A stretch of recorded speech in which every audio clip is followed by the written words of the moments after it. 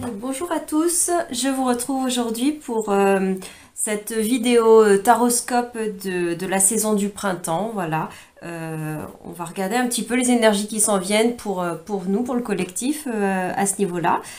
Voilà, donc une vidéo vous connaissez, dans le format vous connaissez peut-être déjà, hein, j'avais fait l'automne et l'hiver. Voilà, donc on va commencer par un tirage général collectif qui s'adresse à tout le monde, comment dire, mais qui est vraiment la première partie de même de votre partie de tirage un peu plus individuel, centrée sur les énergies, non pas forcément de chaque signe en particulier, même s'il y aura un petit détail, mais surtout l'énergie ensuite de vos éléments, de vos signes d'éléments, donc c'est-à-dire si vous êtes un signe d'eau, de terre, de feu ou d'air, voilà.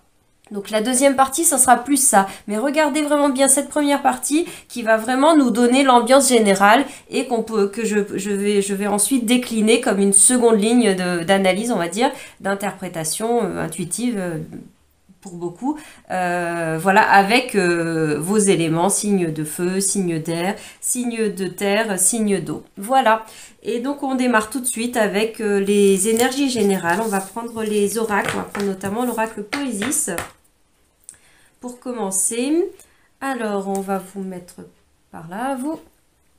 Alors l'oracle Poésie, c'est qu'il là spontanément, même quand je brassais les cartes pour se mettre dans les énergies du printemps, de ce tirage taroscope du printemps, la carte qui est sortie, ben, c'est naissance, hein, on peut pas faire plus printemps, et puis dans d'autres decks on avait l'enfant, donc voilà, on est vraiment dans ces énergies de début du renouveau, du début de l'année au niveau astrologique, hein, même au niveau de la nature, tout simplement, le cycle de l'astrologie est calé sur le...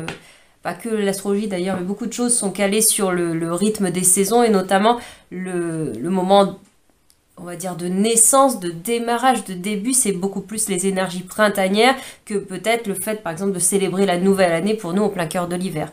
Voilà, ça c'est petite distorsion. Mais donc si on voulait dire qu'on est en début d'année, je pense que c'est vraiment maintenant qu'on est en train de rentrer dans des énergies, voilà, en phase avec les énergies de la nature, les énergies des planètes. Voilà, tout ce qui est beaucoup plus collectif, pardon, voilà, on y vient. Donc c'est pas pour rien que ces énergies de naissance et là de l'enfant qui se présentait à nous au travers de l'oracle Poésis. Alors, les personnes qui écoutent ce tirage, pour le collectif de façon générale, notre printemps 2023, qu'est-ce que ça va donner, le printemps 2023? Youpla! Alors, je vais la chercher.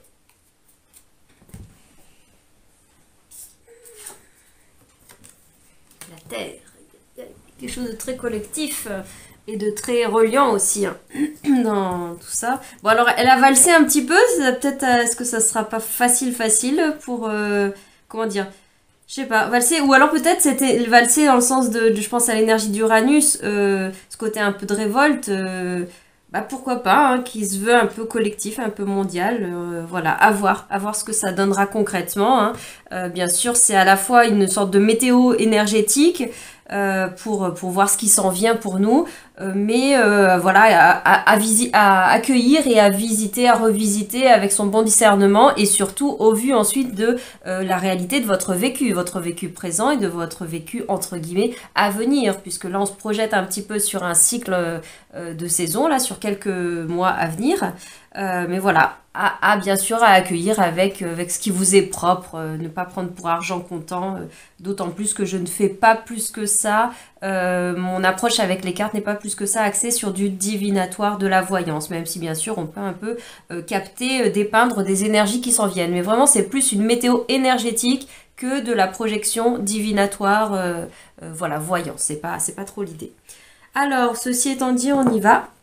On démarre avec la pyrite qui nous accompagne.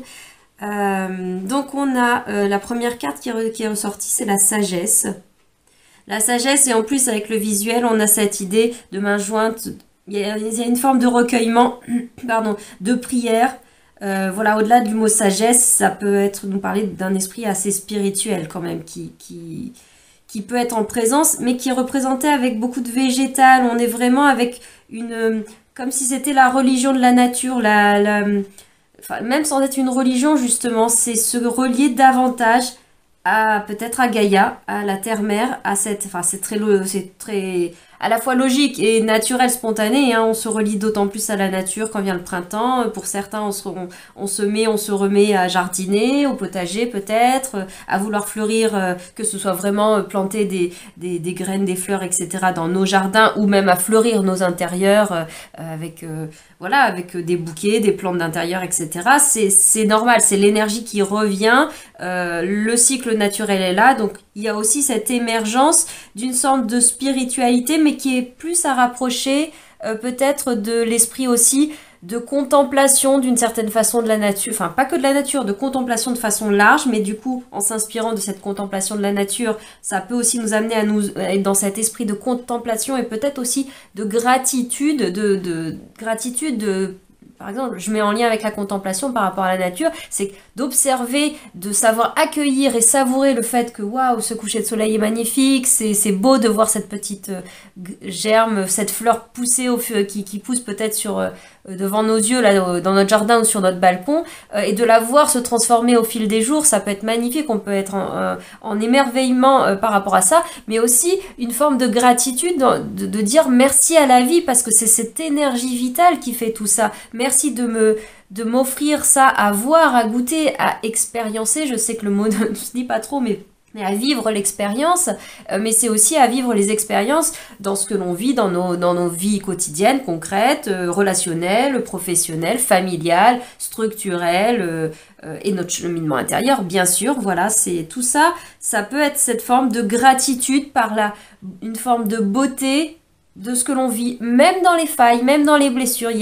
Dans un oracle, il y a une carte qui s'appelle Wabi Sabi qui ressort et qui est ressortie ces derniers temps, et notamment du coup ça renvoie à une notion plutôt japonaise, orientale, voilà, qui renvoie, alors je vais peut-être pas bien l'expliquer, mais qui renvoie notamment à la capacité à accueillir la vie, les choses de la vie, d'une façon pas forcément de les enjoliver, mais d'une façon avec une sorte de reconnaissance et d'accueil inconditionnel, en fait, d'une sorte de neutralité d'accueil de ce qui s'en vient, même dans les éraflures, même dans les écorchures, même dans ce qui est un peu abîmé, fêlé, brisé. La notion de wabi-sabi se limite pas à ça, mais elle inclut par exemple cet art que vous connaissez peut-être, qui est de restaurer, mais c'est bien au-delà d'une restauration mécanique, par exemple une tasse cassée, un vase brisé, un objet notamment du quotidien,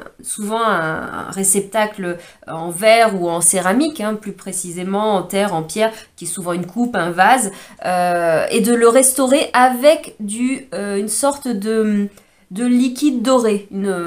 Symboliquement, on nous parle vraiment de fil d'or, hein, dans peut-être de façon originelle la tradition de base, de réparer avec ce liquide qui contient de l'or liquide, justement pour restaurer les fissures d'un vase qui s'était brisé et on a remis les morceaux, et donc voilà. Et ça, vous pouvez le voir, peut même y avoir vraiment de l'art, des expositions de cela. On peut le voir dans la simplicité du quotidien, dans certaines cultures orientales qui suivent encore peut-être cette tradition, donc peut-être qu'on le voit de façon beaucoup plus modeste et simple, hein, voilà.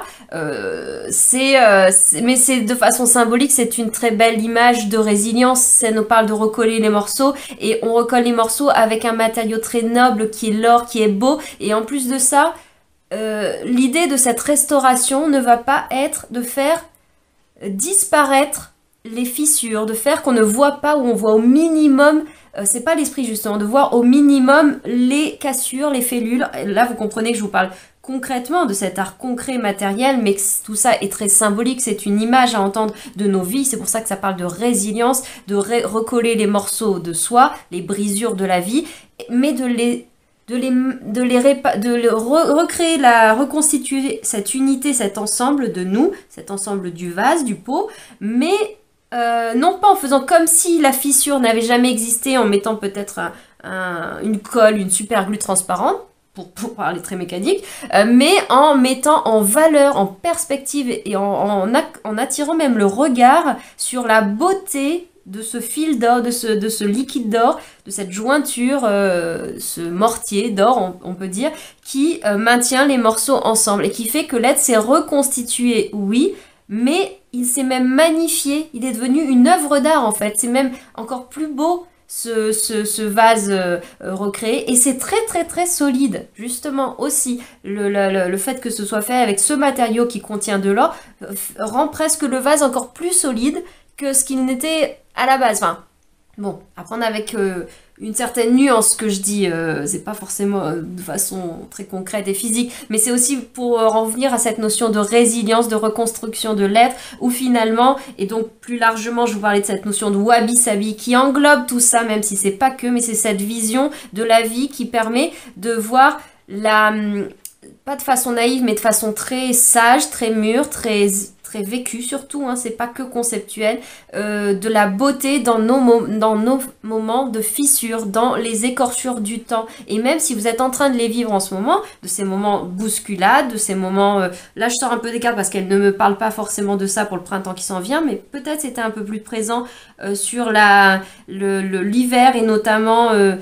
janvier, peut-être surtout février et même encore un petit peu début mars. Donc voilà, le printemps va démarrer dans le mois de mars. Voilà, et c'est allé un peu plus loin, mais c'est vrai peut y avoir en commun sur le mois de mars ces énergies qui sont des fois encore un petit peu chaotiques.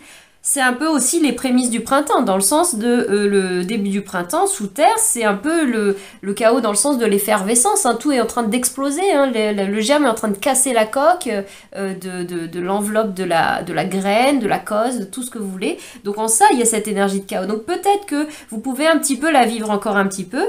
On verra ce qui s'en vient là, plus sur le printemps, mais pour en revenir à cette idée de wabi-sabi, et ben c'est d'être dans l'accueil et dans... avec peut-être un petit peu de temps et de distance, d'arriver à voir peut-être la beauté ou le potentiel de résilience qu'il peut y avoir dans ce moment de vie, dans ce chahutage, dans cette bousculade de la vie qui a pu avoir lieu selon vous, selon les degrés, voilà, à transposer dans vos vécus. Je ne vais pas illustrer, donner des cas précis pour chacun comme ça, à l'aveuglette, où nous sommes multiples, nous sommes déjà nous-mêmes, chacun multiples, et nous sommes un collectif là qui écoute notamment ces vidéos. Donc voilà, c'est vraiment à mettre en perspective de qui vous êtes, hein, et de l'instant où vous êtes, parce que nous sommes des êtres changeants, et le mois de il y a un an n'est pas le mois de il y a un mois, et n'est pas le mois de maintenant, le mois d'hier et le mois de demain, ils ne sont pas exactement dans le même état émotionnel. Il y a peut-être des choses qu'ils vivent de façon un peu plus continue dans la forme, dans la matière, ou même dans leur identité, dans ce qu'ils sont en essence, c'est sûr, mais il y a aussi cette variation-là. Donc voilà, on peut aussi revisiter, sortir un petit peu, c'est là aussi peut-être que cette notion avec de sagesse, mais dans l'image, je vois beaucoup de souplesse. On retrouve aussi beaucoup de rondeur, de souplesse avec cette forme spiralée là, de ce coquillage de écouter. On a la rondeur de la terre et on a ce mouvement aussi. Voilà, il y a beaucoup de vagues, de rondeur, de souplesse. Donc, j'en reviens à ce que je disais, d'amener plus de souplesse, de modeler davantage peut-être une vision, une perception, peut-être un vécu qui à ce moment-là est rude et brut et très dense et très linéaire et très massif peut-être d'une façon, et d'amener comme à l'image d'ailleurs de cet art dont je vous parlais, de restaurer du ciment en or, en poudre d'eau, enfin je sais pas comment exactement on le fait, mais avec le matériau or liquide qui fait les jointures des morceaux. Là on retrouve vraiment, et là on a aussi ce morcellement, cet être-là, je sais pas, à moitié végétal, à moitié humanoïde, à moitié tout ce qu'on veut, qui nous représente un être un peu avec une forme à genoux en prière, et avec un sorte de visage, mais on est aussi beaucoup dans du végétal, donc on peut y voir, voilà, tout ça qui à la fois fusionne et n'est qu'un seul être, et c'est peut-être mettre plus de cette souplesse et plus de ce côté holistique, composite. Nous sommes multivisages, multifacettes, nous sommes spiralés aussi dans le sens, la vie n'est pas une continuité unique, linéaire, mais il y a ce mouvement de spirale qui à la fois nous parle de plus de cycles et de mouvements, mais pas seulement un cycle qui tourne à plat, on va dire, en deux dimensions, qui tourne sur lui-même, mais spiralé. Donc là, on a de la perspective,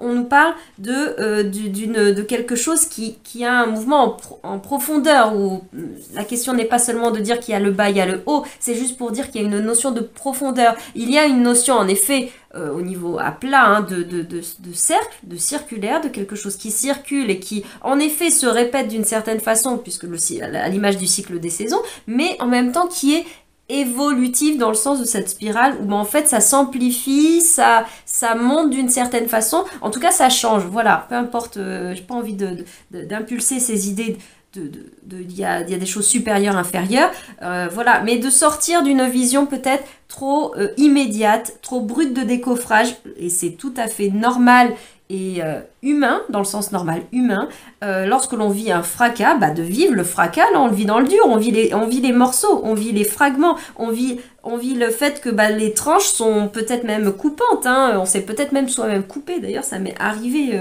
dans l'hiver, on s'est même coupé sur ces fragments-là, donc à ce moment-là on sent la tranche, la tranche qui coupe, la tranche qui nous a peut-être coupé, en tout cas la tranche qui, même si on veut la réparer là tout de suite, bah, elle est pas douce, agréable dans l'immédiateté. Mais on nous invite, notamment sur le printemps, à venir explorer davantage la souplesse, l'ondulation, le mouvement du liant en fait, qui fait qui vient veut dire jointurer et faire les interstices entre ces morceaux peut-être fracturés, peut-être morceler de nous-mêmes, et pour projeter ça d'une façon, je vous ai beaucoup parlé de processus intérieur là dans tout ce que je viens de dire, mais pour transposer ça aussi à l'extérieur dans nos sphères relationnelles et plus largement pour le collectif, il est aussi de mettre du lien entre les êtres, voilà, de s'en venir à peut-être à se réouvrir à une forme d'interreliance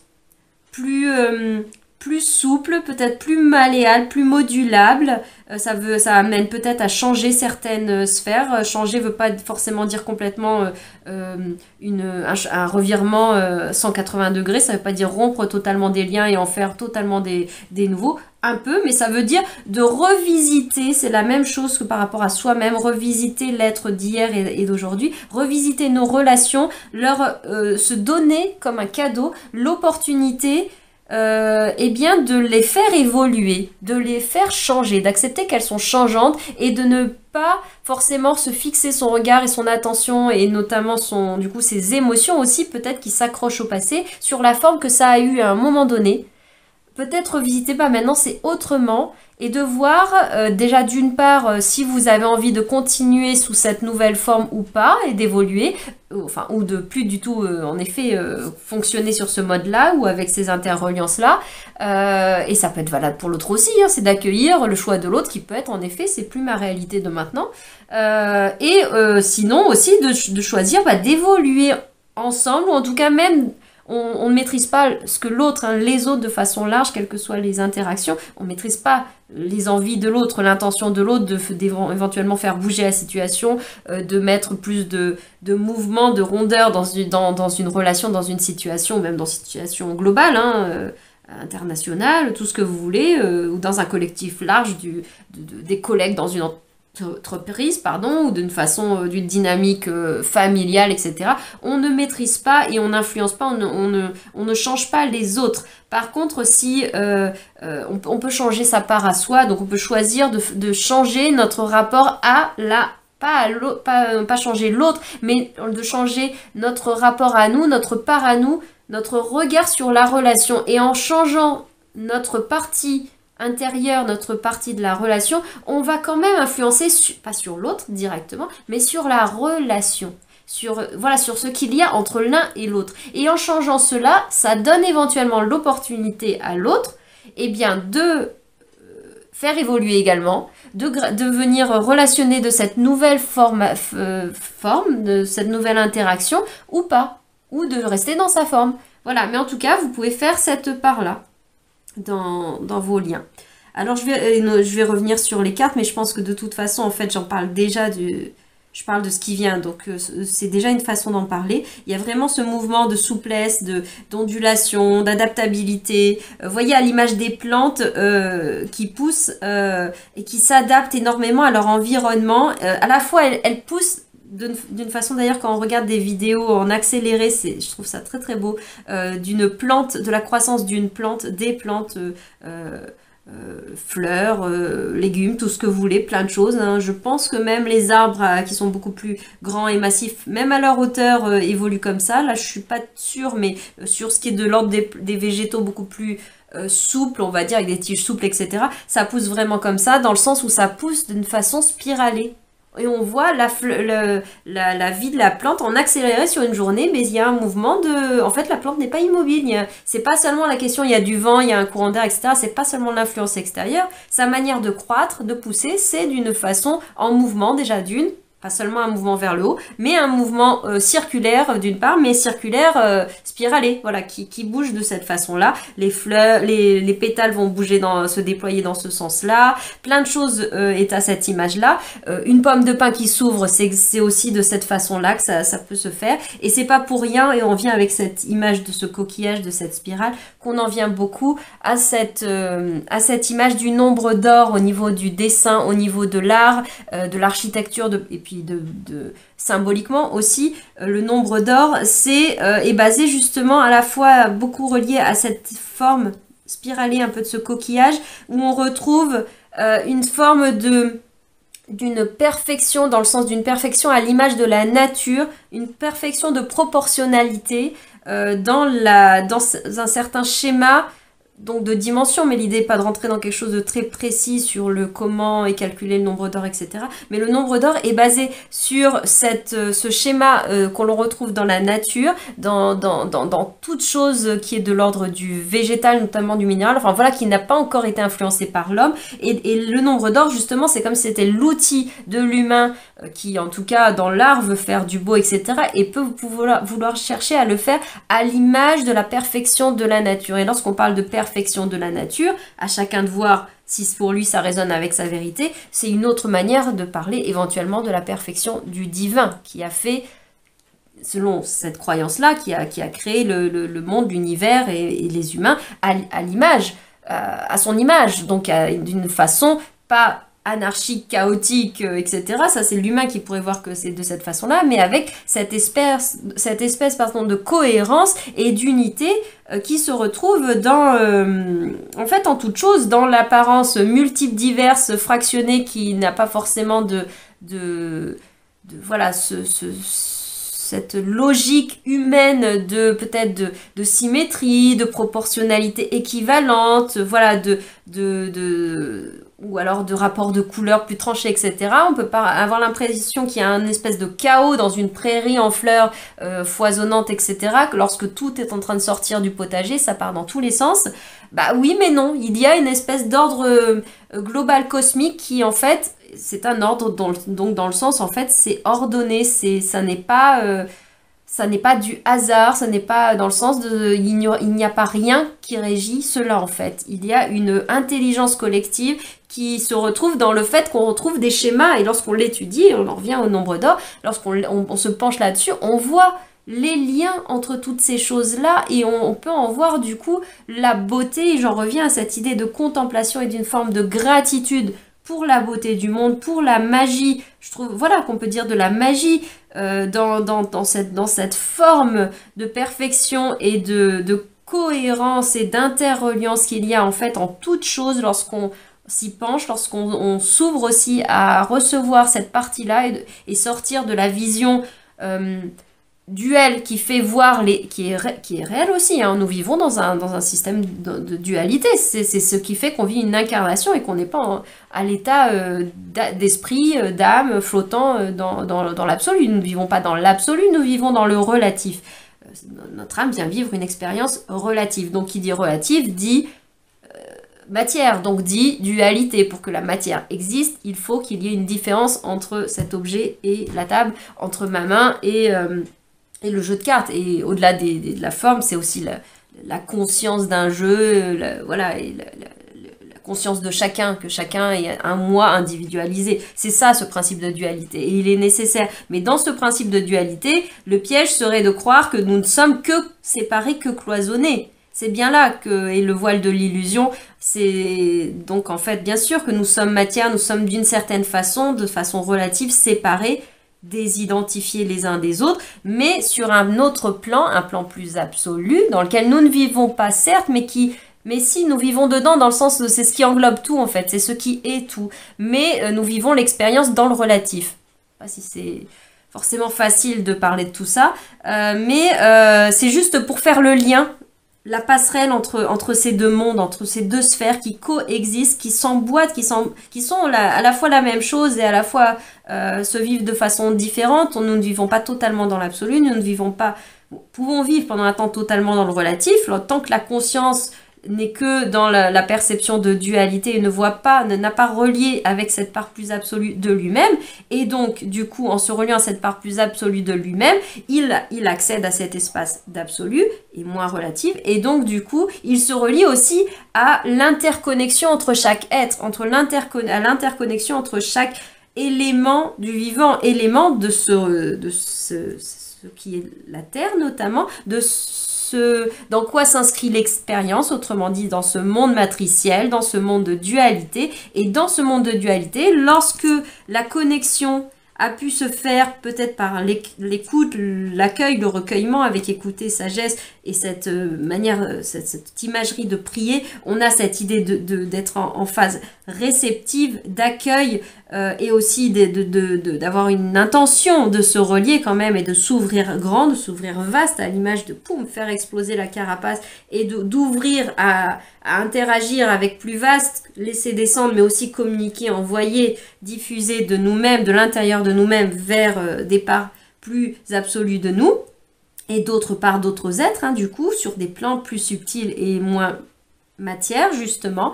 Voilà, et donc l'invitation peut être là, une fois que la passerelle s'est faite, que le petit jeu qui vit dans la matrice identifiée, et c'est tout à fait normal, et le but n'est pas de détruire cette partie-là. Nous sommes aussi cela, et nous continuons et nous continuerons à être cela, tout en augmentant la conscience de la dimension plus subtile, plus relative, et donc l'interreliance. Et lorsqu'on gagne, on chemine de plus en plus sur cette ouverture à cette interreliance avec toute chose, avec tout être, avec tout végétal, avec tout minéral, avec tout élément qui constitue le relatif, eh bien on sort d'une vision duelle, on est dans une vision plus unifiée, déjà de nous-mêmes, mais aussi voilà, plus unifiée de façon globale, collective, parce que la carte Terre, avec cette map monde qui nous montre particulièrement le côté méridien vibratoire, les lignes énergétiques, etc. de la Terre, et les plaques peut-être d'enfermement, de cloisonnement qui est là. On a vraiment cette dynamique énergétique, vibratoire, maillage vibratoire de la Terre, tout ce que vous voulez. Voilà, on est beaucoup avec ça, bien au-delà de représenter le globe terrestre.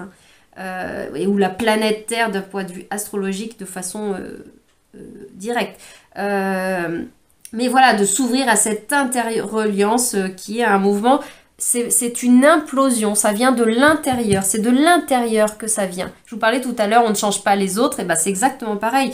Même nous-mêmes, ce qui fait qu'on a changé, ce qui fait qu'on évolue, bien sûr, des fois ce sont des circonstances extérieures qui nous qui nous bousculent, qui nous propulsent ils nous propulsent, mais c'est pas la situation qui nous fait changer. Elle nous propulse dans un espace, dans des conditions d'être, de vie ou de situation qui nous amènent à nous révolutionner de l'intérieur, à changer, à faire exploser, enfin imploser surtout, des choses qui n'allaient plus, de faire grandir d'autres choses. C'est le moment où, pour revenir à cette énergie de printemps, où c'est cette bousculade peut-être de la vie, de la terre, je sais pas, du timing, etc. au niveau vraiment de la graine qui est en dormance dans la terre et qui est en train de se nourrir, de se préparer dans l'hiver et tout, ou même là au début du printemps lorsqu'on met les graines, de se préparer. Et ensuite, il y a ce moment où c'est pas simple, c'est comme le poussin qui sort de sa coquille, ou l'enfant qui naît, qui sort. Il y a une certaine forme de violence, il y a une certaine forme aussi de... Il y a un côté immuable. Quand c'est le moment, c'est le moment. Le poussin, il doit sortir. Le bébé, il doit sortir. Alors, certains vont peut-être venir plus tôt, mais même si on prend à terme, à un moment donné, on pourra pas, même si l'enfant est confortable dans l'utérus, etc., on pourra pas rester, en tout cas pour des humains, je parle pas d'autres espèces animales, on pourra pas rester 12 mois, 13 mois, 14 mois dans le ventre de la mère. C'est comme ça à un moment donné, le timing fait que il faut sortir, il faut évoluer, il faut passer à une étape supplémentaire et donc il faut briser, casser l'enveloppe.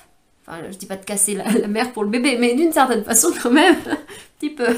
Mais dans l'idée je reprends la graine, elle doit casser son enveloppe protectrice, elle doit briser, fissurer, c'est pas un marteau de l'extérieur qui vient faire toc toc toc, le jardinier, il vient pas casser la cosse, le bulbe ou la graine pour lui dire vas-y ouvre-toi. Mais non, là il va détruire complètement le truc, on le sait très bien. L'intrant extérieur va détruire le germe de vie qui est là. Par contre, le mouvement qui vient de l'intérieur, pareil, si on vient tapoter sur la coquille du poussin ou de ce que vous voulez comme oiseau, c'est pas la question. On va le fragiliser plus qu'on va l'inviter à sortir de la coquille. On va même lui faire peur. Enfin, j'en sais rien. C'est peut-être se raconter des histoires que de se dire ça, mais en tout cas, si, d'un point de vue très concret, c'est pas en allant bousculer, toucher l'œuf. D'ailleurs, les oiseaux, notamment, pour sortir justement des poules, qui sont peut-être plus familiers de l'humain, mais si on va aller toucher les œufs de n'importe quel oiseau, plus ou moins sauvage, même un pigeon urbain qui se met sur le bord de notre fenêtre, a priori, si on l'a touché, l'oiseau va l'abandonner, va même le détruire, va le faire tomber du nid, va le casser, va le briser. Ça a intercédé, ça court-circuiter la vie. Enfin, voilà, c'est comme ça. Donc, même de nous-mêmes, pour revenir sur ce processus intérieur, individuel, mais qui du coup peut se vivre aussi, je veux dire, de façon collective, nous sommes peut-être nombreux à vivre cela en ce moment, ou invités à encore plus le vivre, encore plus le pousser, aller encore plus loin, à sortir de la coquille dans ce printemps 2023 qui s'amorce. Voilà, c'est ce moment où il faut la briser, la carapace. Il y a un mouvement de l'intérieur à faire exploser pour qu'on puisse grandir. Et j'aime beaucoup l'image de la croissance du homard. C'est pas du tout de moi, cette métaphore. Puis c'est au-delà d'une métaphore, c'est vraiment une observation animalière. Mais je l'ai entendu par de nombreuses personnes. Je l'ai entendu notamment comme image symbolique, comme métaphore de personnes sur des voies spirituelles notamment. Je saurais plus vous dire qui d'ailleurs, puisque je l'ai entendu plusieurs fois de différentes façons. Et souvent c'est c'est même repris de un tel. Bref, ça rentre comme un archétype finalement, comme une métaphore de la croissance justement. Donc pour en venir à cette illustration du homard, comment le homard grandit, c'est un animal, je ne saurais pas dire exactement crustacé ou pas, mais dans l'imagerie de ces animaux à carapace, il y a des animaux à carapace, qu'ils soient marins, enfin aquatiques ou pas, même terrestres comme la tortue par exemple, qui grandissent et leur carapace ou leur enveloppe grandit avec eux. Elle évolue avec eux. C'est une sorte ça peut être très dur, mais la carapace, mais elle est mobile et elle grandit, elle croît.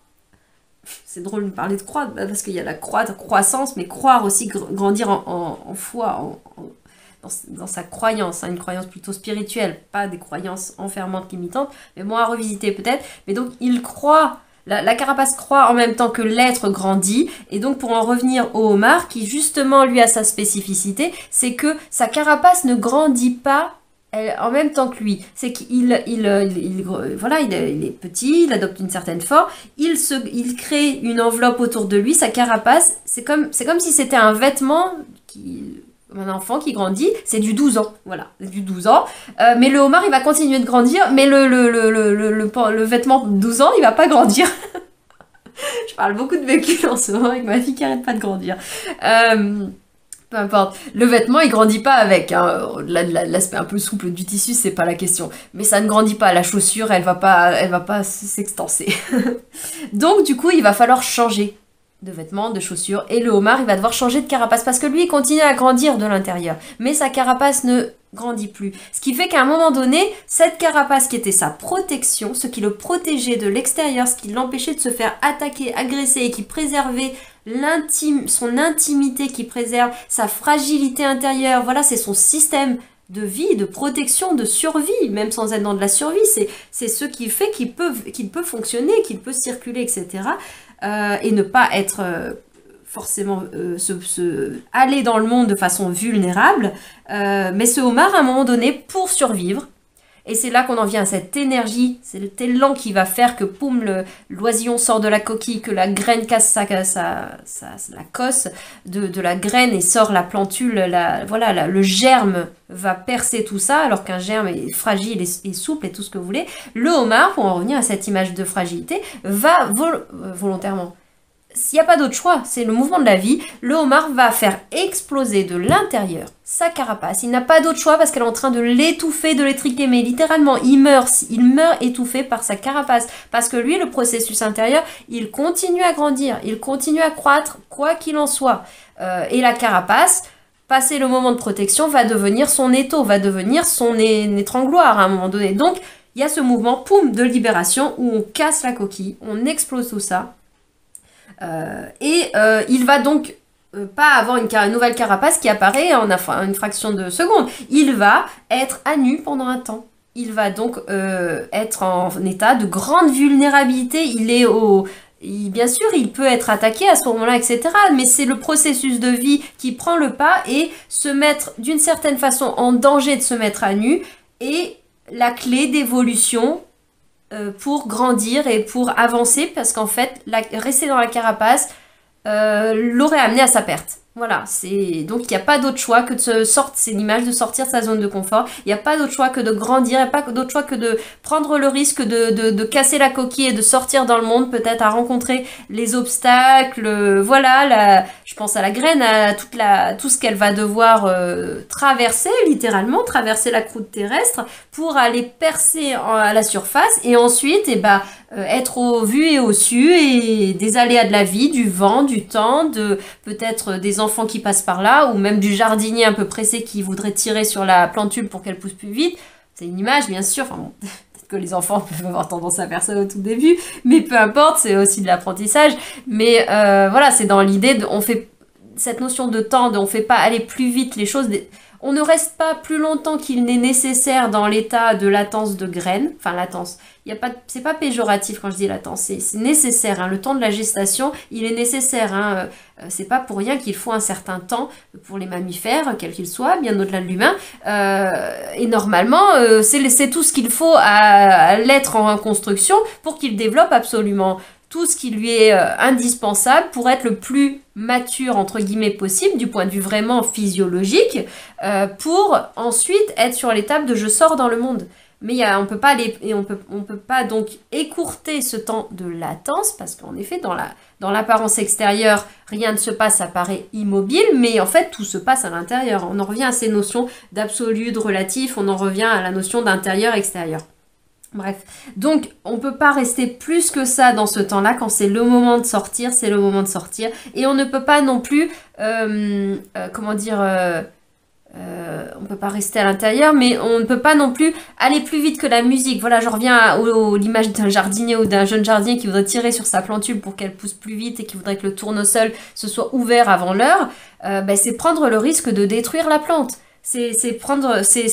On peut pas bousculer le rythme non plus. Ça se fait en temps voulu, au timing qui est propre, qui est intérieur, notre tempo personnel.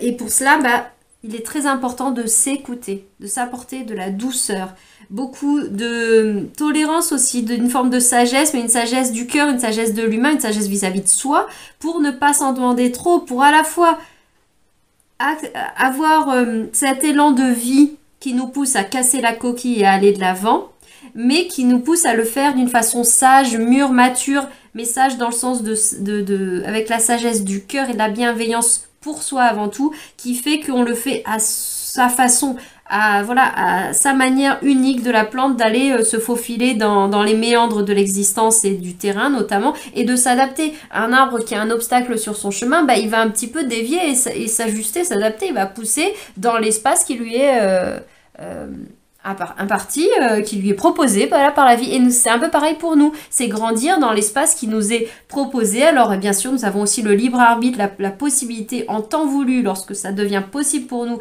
de changer, de réorganiser notre environnement, donc les circonstances extérieures, le contexte, mais il est aussi question de s'adapter, de s'ajuster et de faire en fonction de composer avec les éléments de la vie, ce qui nous compose.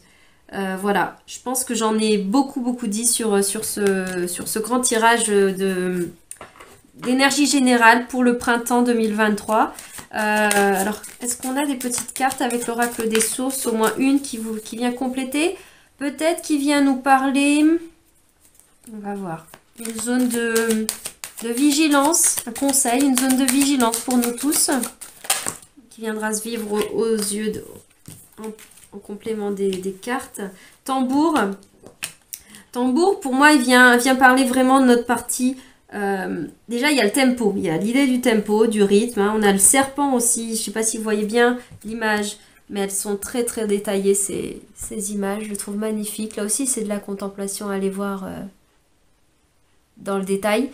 Donc, dans Tambour, on a cette notion de temps, du rythme, hein, de la roue astro aussi, du cycle. Bon, bien sûr, vu avec chaque coloration de culture, chamanique ou autre. On a l'idée du serpent. Donc le serpent me renvoie à cette énergie de Kundalini, c'est l'énergie vitale que l'on retrouve, et je ne vous parle pas que d'un processus, comment dire, énergétique du point de vue de l'humain. Bon, là on a le corps, peut-être qu'on nous parle bien de la Kundalini quand même au niveau du corps, des chakras et tout ça, mais pas que. La Kundalini, c'est l'énergie vitale qui sous-tend tout, c'est-à-dire elle est aussi dans les plantes, c'est l'énergie vitale, c'est ça qui pousse à casser la coquille du homard, c'est ça qui pousse à que le homard de lui-même perce sa coquille, que la plantule perce d'elle-même, le germe perce la cosse de la carapace, que l'oisillon perce de la coquille de l'intérieur. C'est l'énergie vitale, c'est le mouvement de la Kundalini qui veut s'expandre, qui veut croître.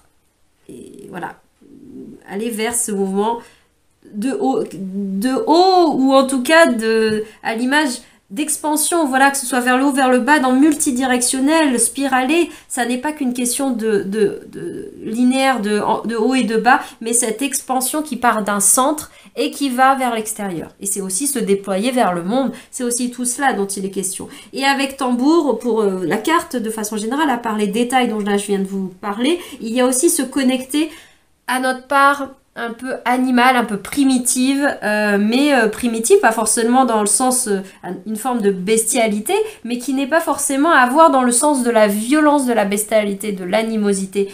Il n'est pas que question de ça, il est question d'aller se brancher à une part de ce qui est vraiment très vibrant dans nos entrailles, dans nos chakras du bas, si on veut vraiment parler de ça, au cœur de notre bassin, de notre chakra sacré notamment, que ce soit sur le plan spirituel, que ce soit sur le plan créatif. Avec le printemps, on est dedans. C'est l'énergie de création de vie qui est là, que ça nous, qu'on ait l'impression que ça nous concerne ou pas dans l'idée de création de vie, mais c'est le mouvement vers l'extérieur, le mouvement vers la vie, vers le soleil, vers la lumière, vers l'expansion et démultiplier les choses. Voilà, les choses se renouvellent et ça peut être des projets, ça peut être à l'intérieur de nous, c'est une tranche de vie qui redémarre. Voilà, que l'on se sente créatif ou pas, que l'on se sent dans un timing de créer des choses, un projet, quel que soit, quelque chose de nouveau dans sa vie matérielle, dans sa vie personnelle, professionnelle, sentimentale, tout ce que vous voulez ou pas, il y a un mouvement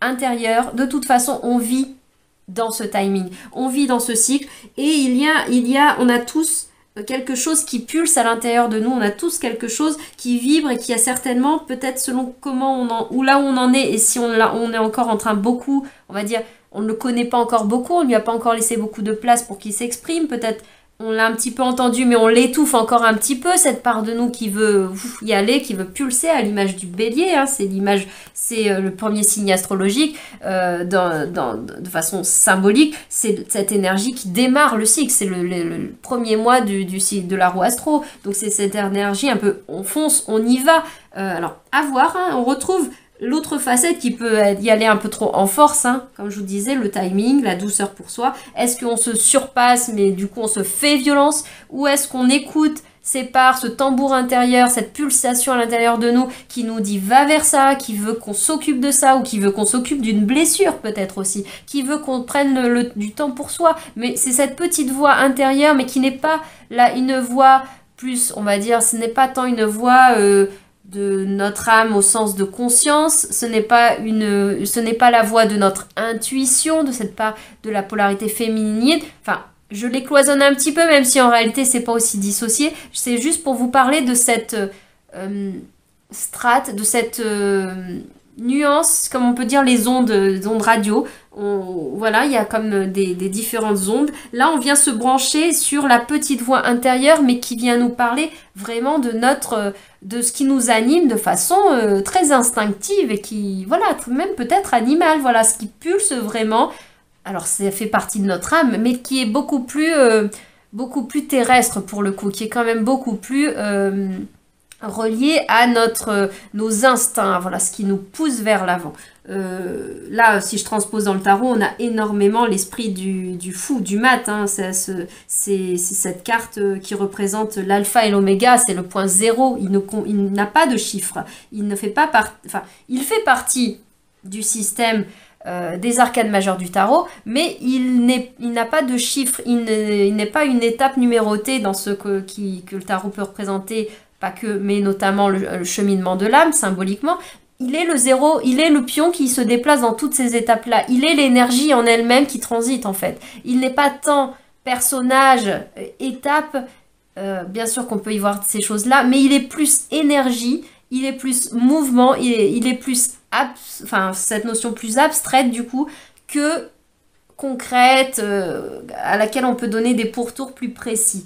Voilà, et c'est pour parler de cette énergie, c'est cet instinct aussi, c'est aussi ça qui nous pousse vers l'avant. Voilà, c'est à accueillir. Et peut-être c'est aussi avoir le courage d'aller voir les blessures, hein, d'aller voir les pulsions qui peut-être parlent d'une façon, l'instinct ou les choses primitives qui parlent d'une façon encore blessée. Elles hurlent, elles crient famine peut-être pour certains, parce qu'elles ne sont pas regardées, parce qu'elles ne sont pas entendues, parce qu'elles n'ont comme un animal blessé à l'intérieur de soi qui n'a pas encore été soigné, donc il ne peut que crier ou au contraire se laisser mourir. Mais bon, ça n'est pas le but non plus. La question, c'est pas seulement de l'entendre ou de pas l'entendre, et si je l'entends pas, tout va bien. Si on l'entend pas, qu'il est en train d'étouffer, de vivoter, sur une idée de développement personnel, de cheminement d'âme, c'est pas l'idée, hein, bien sûr, hein, l'idée c'est d'aller l'accueillir. Donc peut-être qu'il y a de ça en ce moment, ou voilà, en ce moment dans le sens de pendant la période du printemps. Je me suis projetée voilà, dans cet espace-temps-là, pour vous, pour nous, qui est à entendre. Je pense que là, on nous parle aussi beaucoup du rythme, en particulier en cette année 2023 où on est comme gouverné, on va dire, accompagné vibratoirement par l'énergie du chariot, puisque 2023, lorsqu'on réduit, on arrive sur le 7. Le 7 dans le tarot de Marseille, dans les arcanes majeures, ça nous renvoie au chariot. Donc cette énergie qui ne se limite pas à ça, mais qui notamment pousse à aller de l'avant. Un chariot, ça se déplace, c'est un véhicule. Voilà, il y a des animaux, des chevaux ou autres qui tractent, qui tirent ce chariot. Donc il y a ce mouvement où on retrouve à la fois la part animale et la part humaine, parce qu'il y a l'humain qui dirige ce chariot qui représente notre mouvement dans la vie. Hein, c'est tenir les rênes de sa vie, de son destin. Et là, cette part aussi du tambour qui vient nous rappeler le temps, le timing. Attention que la roue, les roues notamment de ton chariot, même les animaux qui tractent ton chariot, ne s'emballent pas, ou ton instinct ne s'emballe pas de façon démesurée qui fait que tu seras ballotté par la vie et tu ne maîtriseras pas la direction, ni le rythme, ni quoi que ce soit, et ça va être plus éprouvant qu'autre chose. La question n'est pas non plus de rester au stand à l'arrêt. Il y a une mise en mouvement, mais là, tambour, pour moi, insiste beaucoup sur le rythme. Trouver le juste rythme pour soi à chaque moment. Et le rythme de l'hiver n'est pas le rythme du printemps. Et même votre rythme personnel du début de printemps ne sera pas votre rythme personnel 15 jours plus tard, au milieu du printemps, à la sortie du printemps. Et même encore plus tard. Voilà, c'est à adapter, à ajuster. Et même si on peut avoir l'impression parfois que notre rythme personnel intérieur pourrait être comme à contre-pied, à contre-courant du rythme a priori collectif relié à la nature qui pousserait peut-être à aller à l'extérieur, à sortir, peut-être à accélérer d'une certaine façon. Si pour vous, le mouvement, il est plus à décélérer, à ralentir, écoutez-vous. C'est ce à quoi pour moi ça invite beaucoup là dans ces cartes-là. Avec ces cartes-là, pardon. Alors, on va maintenant passer donc aux parties de tirage un peu plus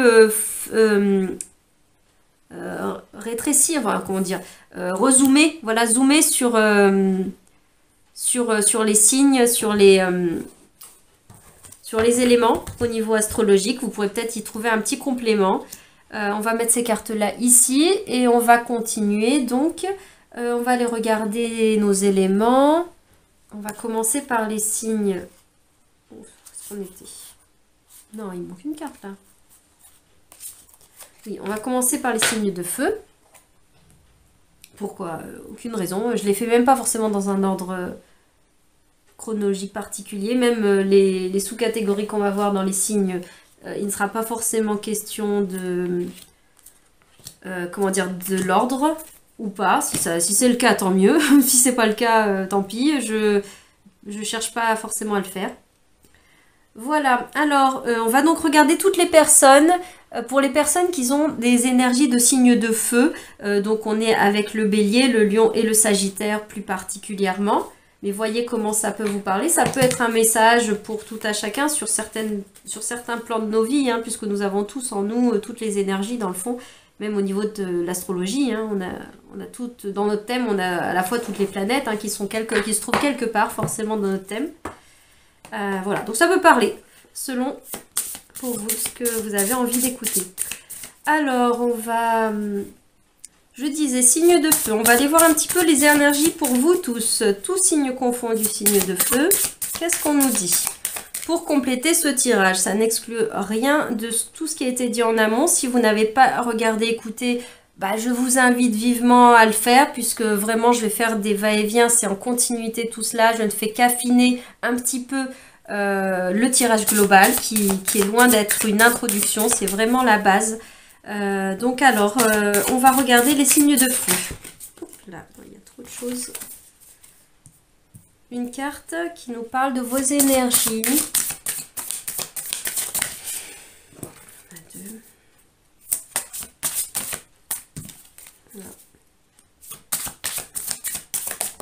Voilà. L'ermite. On a ce magnifique lynx qui est là. Enfin, moi, j'adore ces nouvelles cartes que j'ai. Et on a l'énergie de l'ermite. C'est le tarot Orient des animaux. Voilà, pour savoir ce que c'est comme tarot. Et là, on a le tarot de Chiro Marchetti, le tarot onirique, je crois, qui s'appelle, de Chiro Marchetti, pour les illustrations là, des signes astro et des familles, la famille de feu. Donc j'en reviens à cette ermite. Là, c'est ce qui tout de suite fait écho, c'est ce que j'ai pu vous dire sur le tirage collectif lorsque je vous parlais du tempo, du rythme et de peut-être, pour certains, de se sentir légèrement à contre-courant, à contre-pied des énergies collectives de printemps qui peuvent pousser à accélérer, aller de l'avant, ou de cette énergie générale de 2023 de chariot où il y a une sorte de prédisposition à ce que ça avance. Mais tout le monde, chacun avance à son rythme, tout le monde n'avancera pas en même temps, au même rythme et dans les mêmes directions, évidemment. Et là, l'ermite peut nous dire que pour vous, il y a une petite coloration de votre printemps, pas que, hein, on le déclinera en plus signe par signe, mais il y a peut-être une coloration qui va plus au ralentissement, à aller vers l'intérieur. Peut-être que ce mouvement chariot, votre destination un peu plus largement 2023, mais là en particulier sur le printemps, elle est presque plus à aller vers vous, aller vers votre intériorité, que à aller se déployer vers l'extérieur. Dans l'ermite, dans la carte de l'ermite, il y a deux mouvements au niveau timing, si on peut dire. Il y a un mouvement de rentrer dans la grotte, de rentrer à l'intérieur de soi, d'aller se rencontrer, peut-être d'aller penser ses blessures, d'aller analyser sa vie, observer, peut-être aussi, il y a de l'enseignement, mais c'est un enseignement très expérientiel qui découle de son vécu d'humain. Donc c'est le temps d'aller faire le point sur soi, d'aller faire le bilan, peut-être de s'instruire d'une certaine façon, du coup par le travail sur soi, de développement personnel, de guérison, de libération, de tout ce que de tout ce que vous voulez, pardon. Pas pourquoi tu es venu, c'est bizarre. Donc, qui peut être là, mais au travers du fait de mieux se connaître soi. Et donc, peut-être que viendront des approches, peut-être même des compétences. Hein, c'est là que l'on découvre les outils de développement personnel éventuellement, les outils de connaissance de soi, les méthodes, les approches, les courants philosophique, spirituel, énergétique, tout ce que vous voulez, et pas que, hein, on peut transposer ça dans la vie aussi de façon très concrète, plus matérielle. Voilà, les outils d'apprentissage, et puis dans le quotidien, c'est aussi le fait de s'octroyer des pauses, de s'octroyer du temps pour soi, rien qu'à soi, peut-être dans le silence et la solitude, tout simplement, hein, sans parler de pratiques, développement personnel ou spirituel ou quoi que ce soit. Mais bon, je pense que les personnes qui écoutent quand même ces vidéos qui parfois peut-être sont longues dans les développements des parties justement plus énergétiques, spirituelles, je pense que si vous en êtes encore à écouter, bon, c'est que voilà, ça ne vous est pas totalement inconnu, indifférent. Donc voilà, ce temps peut-être d'ermite, d'introspection, je parlais de ce premier mouvement de temps de grotte où on rentre à l'intérieur, mais ensuite, là, et ça peut prendre un certain temps, là c'est vraiment très aléatoire et très propre à chacun, cette notion de temporalité, mais je vous parle de l'archétype de l'ermite, dans son processus, pendant un long moment il est resté dans sa grotte pour vraiment assimiler le fruit de sagesse, de maturité, d'expérience, de ses expériences, justement, de son vécu personnel, pas tant d'une connaissance encyclopédique, analytique, universitaire, ou même ésotérique, ou tout ce que vous voulez, qui peut aussi être très bien, mais c'est juste une autre nuance de connaissance dont je vous parle. Il a énormément assimilé ça, et de cela, il est allé rencontrer les joyaux à l'intérieur de lui. Il a intégré, on est beaucoup avec une énergie saturnienne avec l'ermite, il a intégré les enseignements de ses tranches de vie, les enseignements peut-être même de ses fracas de vie, de ses écorchures, des moments où il a chuté sur le chemin. Quand je dis chuter, n'y voyez pas quelque chose qui serait très peut-être judéo-chrétien de péché, de faute, de faire une erreur. Hein. Chuter ne veut pas dire tomber, se tromper, c'est pas une erreur. Il a fait l'expérience, il a vécu, et à des moments, quand on fait une randonnée, peut-être on se foule la cheville, hein, on se foule la cheville. Il n'y a pas forcément à aller voir de fautes graves, lourdes, de raisons de raisons plus que ça. Il chute, mais peut-être qu'il va comprendre que ça l'a amené à ralentir ou à faire quelque chose, peu importe la signification justement symbolique de l'événement, de la petite foulure de cheville, pourquoi pas, tout peut avoir un sens, mais juste je mettais le bémol dans le sens de ne vous voyez pas comme une faute, dans le fait que vous avez fait une erreur, un péché à ce niveau-là, sur l'essence des religions plus largement, plus, voilà, comme on l'entend voilà, un peu plus souvent, on va dire. Mais donc, il a gagné en maturité, en sagesse à ce niveau-là, et j'en viens au deuxième temps de l'ermite, deuxième timing de l'ermite, qui est contenu dans cet archétype, dans cette carte-là, donc, le temps de sortir de la grotte. Traditionnellement, on l'a avec une lanterne, une lampe, une lumière. Là, peut-être que c'est le fait de l'étoile qui symbolise un peu ça. On voit aussi qu'il est lumineux. Il dégage de la lumière, pas phénix, mais lapsus révélateur, cet ermite, parce qu'il a rené de ses cendres, justement. Et ensuite, il va aller se déployer, il va aller déployer sa lumière, le fruit de sa connaissance au monde, dans le monde, auprès des gens qu'il va rencontrer, parce qu'il va se remettre en chemin, parce que c'est un marcheur, c'est un cheminant, c'est un pèlerin d'une certaine façon, sans être religieux ou pas, c'est pas la question, mais c'est pour que vous ayez des images dans d'autres termes qui peuvent être parlants pour un peu illustrer cette énergie d'ermite. Donc oui, ça a été un marcheur, il a cheminé dans la vie, il a eu ce temps de grotte où il s'est retiré un peu du monde pour mieux se connaître, pour faire face à ses ombres, hein. On renvoie aussi à la grotte de Platon, etc. Hein, cette leçon de vie, ces clés initiatiques qu'il peut y avoir là, et ensuite il va diffuser sa connaissance, il retourne à la rencontre du monde, et pas en enseignant qui va tenir une assemblée et donner des conférences magistrales, etc., ou devenir académicien et transmettre son savoir de cette façon-là, non, c'est l'enseignant qui va à la rencontre d'eux, il continue son chemin, et au passage de ces rencontres et des gens qui vont venir vers lui, il va transmettre par son être, en fait, il va transmettre le fruit de son vécu, on va peut-être, rien que par sa présence, il va irradier une forme d'enseignement, en tout cas une forme de sagesse qui sera un enseignement pour celui qui le reçoit, même si elle n'est pas transmise de façon formelle comme un enseignement, comme viens, je te donne une clé de compréhension, je te donne une leçon de vie, entre guillemets. Non, c'est pas tant l'ermite. Là, c'est plus par la discussion, l'être ensemble, la présence, il va y avoir des choses qui se diffuseront ensemble. Donc voyez pour vous, énergie de feu, toutes les énergies de feu là, si cette énergie d'ermite peut vous parler et comment elle vous parle. Est-ce qu'elle vous parle dans cette phase de temps de décélérer, de rentrer dans la grotte, peut-être un besoin de solitude, d'être avec vous-même. Comment vous le vivez, ça c'est encore autre chose. Est-ce que vous le vivez mal dans le sens de subir la solitude ou est-ce que vous le vivez de plus en plus comme un processus choisi et même s'il n'a pas été choisi initialement, c'est les circonstances qui vous l'ont impulsé. Est-ce que vous l'appropriez dans le sens, on revient à cette idée de gratitude et de wabi-sabi, de voir la beauté en toute chose, la beauté notamment dans les failles, de voir, bon bah j'accueille cette expérience.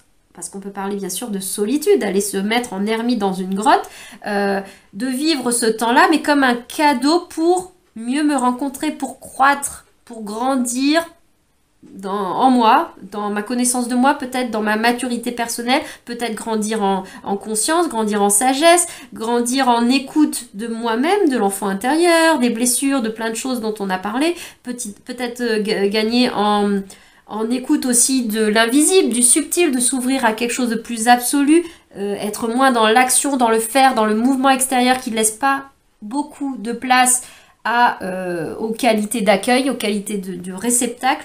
D'une certaine façon, avec l'ermite, on parle un petit peu de la polarité yin quand même, d'une polarité féminine dans sa symbolique, qu'on soit homme ou femme, mais qui est dans l'accueil, dans la réception, dans la réceptivité. Donc énergie de feu, justement, vous qui êtes peut-être plus tourné, animé par ce feu, ce mouvement aussi, je parlais de la Kundalini, cette énergie, ce feu vital, vous le connaissez peut-être davantage, ou en tout cas ça fait partie de la coloration de vos énergies, alors peut-être que vous le sentez, il vous habite depuis toujours, ou peut-être qu'au contraire, si vous l'avez dans vos signes astro, c'est parce qu'on vous invite à tendre vers ça, à aller plus vous imprégner de ces énergies-là. Donc peut-être qu'elles vous sont pas familières, mais que c'est un peu l'objectif, la direction qui vous est pointée par votre date de naissance, par le moment dans lequel vous êtes venu sur Terre donc avoir cette carte de naissance au niveau astro, ça vient vous dire d'aller plus vers le feu. Donc voyez, et donc ça pourra vous inviter, signe de feu, si vous êtes beaucoup dans l'action, dans le mouvement extérieur,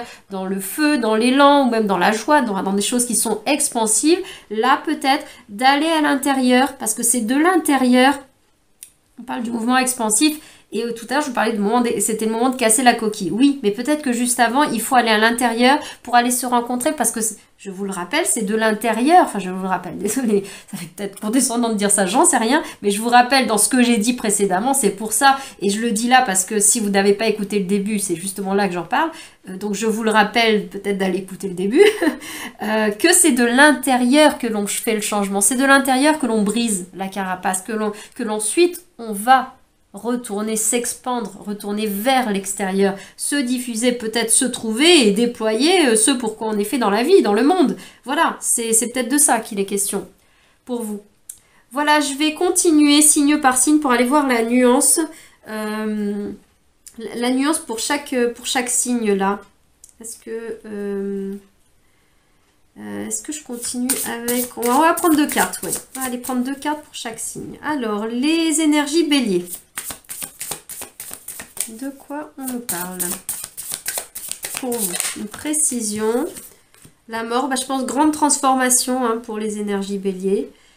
Grande énergie de transformation, de régénération. Donc oui, ça va avec un temps un peu qui peut paraître d'immobilisme dans la vie, ou en tout cas on n'est pas dans un mouvement de développement à ce moment-là, mais plutôt un moment d'introversion où on a besoin de faire la mort. Symboliquement, l'arcane sans nom nous parle du processus de deuil, de faire ce mouvement, et c'est en cela qu'on parle de transition, parce qu'on va transiter, on va cheminer dans cet espace-temps du deuil symbolique, donc de l'acceptation de la perte, de la mort, de la fin de quelque chose, la mort de quelque chose, la mort d'une temporalité, la mort d'une période, la mort d'une relation, la mort d'une situation professionnelle, la mort d'une partie de soi, la mort d'un temps où on s'identifiait à telle partie de nous-mêmes, on s'identifiait à nos blessures de vie peut-être, où on continue à réagir en fonction de celles-ci.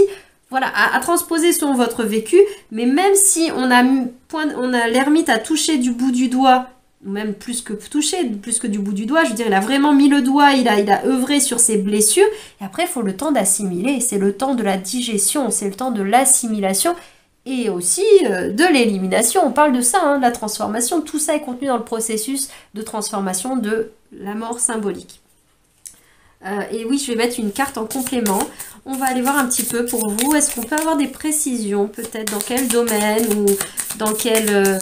comment ça se vit plus précisément pour vous, à l'intérieur de vous, avec ce tarot qui est aussi mon tout dernier tarot. Il s'appelle mon premier tarot. C'est mon dernier tarot pour moi. Ah, et là, on a la carte de l'impératrice, que je trouve magnifique. Au passage, je les découvre, je les redécouvre, je les explore un petit peu plus. On a cette belle carte de l'impératrice qui peut nous parler, pour le coup, peut-être que ça peut être la fin d'une relation avec une personne qui porte une énergie d'impératrice, que ce soit homme ou femme. Ça peut être le cas. Ça peut être aussi le cas du temps, de la fin du temps, même si vous n'en êtes peut-être pas encore tout de suite à sortir de la grotte. Hein. Mais c'est ce que vous digérez, c'est le temps de la gestation peut-être d'un projet ou des projections. Enfin, voilà, l'impératrice peut nous parler, ça nous parle symboliquement de la mer. Alors peut-être vous y verrez un lien à votre mère, à la mer en règle générale, je ne sais pas. Mais il est question de la mer dans le sens de l'archétype aussi qui porte la vie, c'est la terre-mère aussi, Gaïa, dans l'idée de ce temps de gestation. On a beaucoup parlé du temps de gestation du bébé, du moment, etc. Il est aussi temps d'accepter que c'est comme si le bébé qui n'avait plus d'autre choix que de sortir du ventre. Bien sûr, c'est une image, hein, je suis en train de mettre des imageries sur des bébés qui vont a priori pas penser ça, je pense. En tout cas, c'est pas comme, je pense pas que ce soit ce qui active vraiment, anime la conscience de cet être-là à ce moment-là. Je ne veux pas dire que le bébé ne pense pas, c'est pas la question. C'est que même l'âme, l'être n'est pas en train d'être focalisé là-dessus. Mais c'est comme s'il y avait une nostalgie. Et pour certains, ça parlera vraiment quand même d'une nostalgie de l'ailleurs, de façon plus vaste. Mais pour le bébé, pour en venir à mon image, une nostalgie du temps de l'utérus, du temps de la grotte. Bah oui, le temps où on était à l'intérieur, donc d'une certaine façon, on est dans un espace un peu protégé, un peu coupé du monde, un peu dans le noir d'une certaine façon. Alors peut-être ça peut faire peur le noir, mais d'une certaine façon, tant qu'on est dans le noir, dans un espace sans trop de lumière, on se préserve de la lumière extérieure. On est préservé des regards extérieurs, ou soi-même, on n'est pas...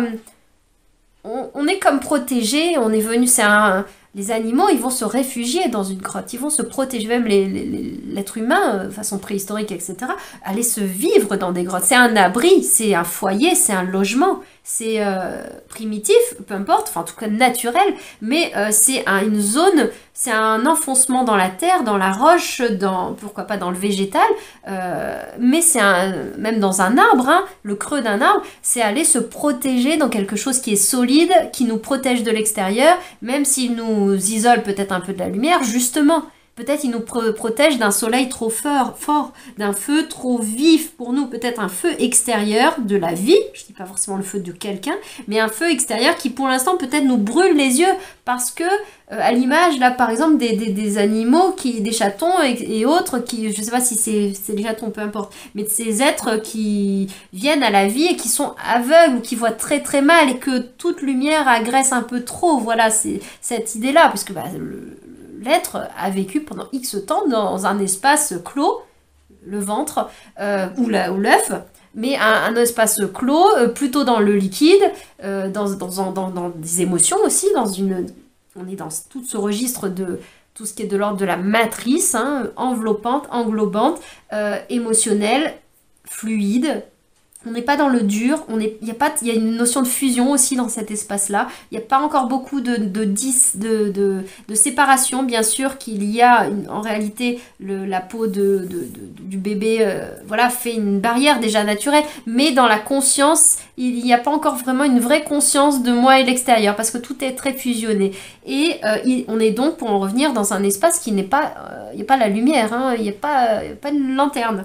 L'ermite, sa lanterne, il va aller l'allumer de l'intérieur. C'est le feu de sa conscience personnelle intérieure enfin personnelle, une conscience plus vaste, mais il va aller la brancher depuis l'étincelle de vie qui vient de l'intérieur de lui, comme le glyphe du soleil, vous, énergie feu.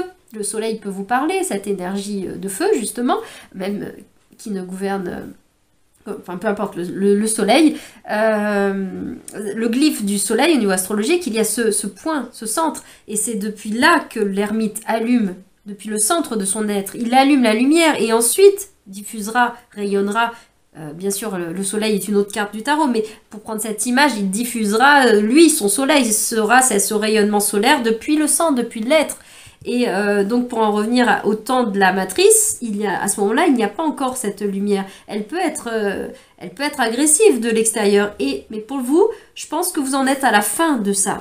On vous le dit, c'est la fin de ce temps d'hibernation, de ce temps de grotte. Peut-être que vous avez encore besoin concrètement de lenteur, vous n'êtes pas encore prêt à ressortir dans le monde. Mais c'est d'accepter que vous n'êtes plus dans le liquide matriciel.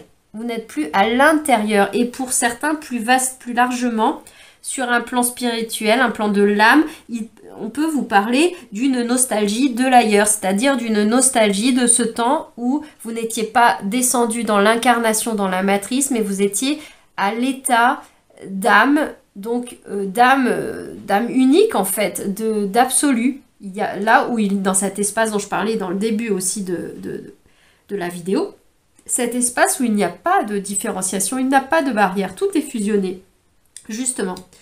Voilà, c'est peut-être de cela qui va être question pour vous. Là, pour parler aussi plus concret, ça peut être la fin du temps, par exemple, je pense peut-être plus professionnel, par exemple, où vous êtes en train de préparer votre projet. Vous êtes dans cette phase créative, de préparation où on peaufine et là peut-être qu'on vous dit il est temps maintenant de finir ce cycle-là, de terminer, de préparer ton projet. J'allais dire tu ne peux pas, oui si tu peux si tu veux, d'ailleurs pourquoi est-ce que je tutoie à nouveau, j'en sais rien, mais dans l'absolu j'allais dire tu ne peux pas passer ton temps à préparer ton projet et à ne jamais l'aboutir. À un moment donné, voilà, c'est l'invitation à finir, à terminer peut-être un projet qui se préparait, ou alors si vous avez du mal à enclencher le démarrage à lancer en tout cas, vous le vivez dans votre tête, dans votre esprit, peut-être vous créez plein de choses, etc. Mais il ne prend pas encore forme parce que derrière l'impératrice, c'est l'empereur, c'est lui qui donne forme, c'est lui la matière. L'impératrice, c'est le temps de préparation, de gestation, et ensuite, donc là, on vous dit peut-être il est temps d'être sur la fin de ce temps de préparation pour...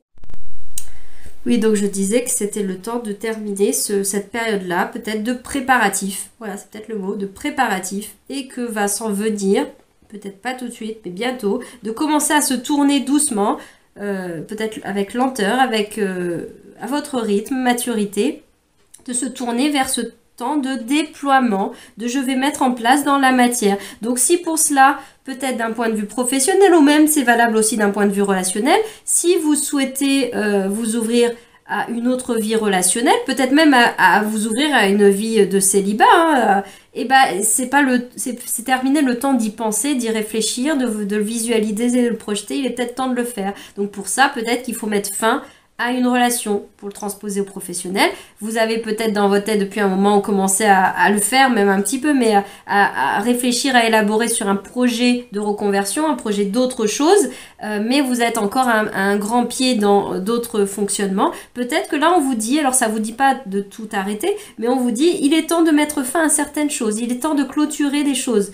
Voyez ce que vous avez besoin de clôturer, de terminer dans vos vies pour vous, les énergies béliers, au niveau de ce qui a pu être dit à ce niveau-là. Voilà. Ce que je pouvais dire à ce niveau-là, et je vais passer à la suite. Et vous voyez, juste micro aparté, pour la petite coupure qui a eu lieu, c'est que je n'avais plus de place sur le téléphone pour enregistrer. Et ça m'arrive régulièrement, mais peu importe. Mais quand ça m'arrive, c'est toujours drôle parce que c'est des moments où je parle de vide et de plein, de faire de la place. Et là, je parle de terminer un cycle pour s'ouvrir à un autre. Et c'est un petit peu pareil. On m'a arrêté. Il était temps d'arrêter la vidéo parce qu'il fallait que je fasse... C'est le mouvement de la mort, hein. C'est le mouvement de l'arcane sans nom. Symboliquement, il est représenté traditionnellement par un squelette avec sa fauve et ce mouvement qui coupe, qui tranche et qui fauche. Hein. C'est l'image de l'agriculteur avec sa faux qui coupe, qui défriche, qui élague pour pouvoir préparer ensuite la terre et faire autre chose, que pour son terrain puisse accueillir les graines d'autres choses après. Voilà, et il est temps là en effet d'aller faucher des choses, d'aller couper, d'épurer, d'écrémer, d'évacuer. Et donc j'en reviens à ce clin d'œil de l'univers, de mon téléphone en tout cas, qui fait qu'il n'y a plus de place à ce moment-là. Oui, il faut pour que quelque chose de nouveau rentre dans la vie, même si le processus créatif a déjà été amorcé, vous vous sentirez peut-être déjà dedans depuis un petit moment, il y a des choses que vous n'avez peut-être pas arrêtées, auxquelles vous n'avez pas mis fin, ou même symboliquement, même énergétiquement, si vous êtes encore attaché à des choses, il est peut-être dur pour la vie au niveau des lois d'attraction et de ce mouvement de vide et de plein, de laisser entrer en vous, pour vous, ces nouvelles énergies, la concrétisation de cette énergie d'impératrice qui était un petit peu dans le présent passé pour vous, mais comme on dit, c'est le temps de concrétiser maintenant ces projets, ces énergies, ou peut-être finir une relation, démarrer une nouvelle, peut-être de finir un célibat, aller vers une nouvelle phase de créativité, de relationnel dans votre vie, ou l'inverse, non je l'ai dit je crois, enfin peu importe si c'est de terminer le célibat pour aller vers du relationnel, de terminer une relation pour accueillir un temps de célibat, peut-être que ça sera le cas puisque vous êtes quand même accompagné tout signe de feu par cette ermite. Voilà, voyez ce qui résonne en vous pour vous. Et ce qui peut être l'invitation qui peut être là, voilà, présentement. Je vous dis à bientôt dans d'autres vidéos. Je vais continuer avec les autres signes, donc les autres énergies, notamment de feu. Je vais continuer avec les lions. Voilà, à bientôt. On passe aux personnes qui sont du signe ou qui ont des énergies en lien avec le signe du lion. On va aller voir donc pour vous, pour le printemps 2023, cette saison.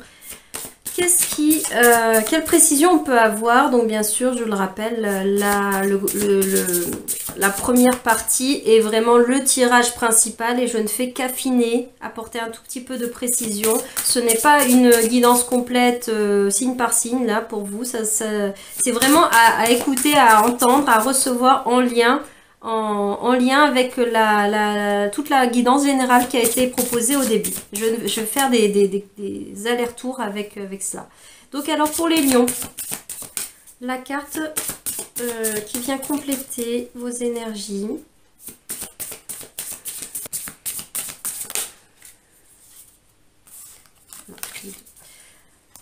Alors, pour les lions, la carte qui vient compléter.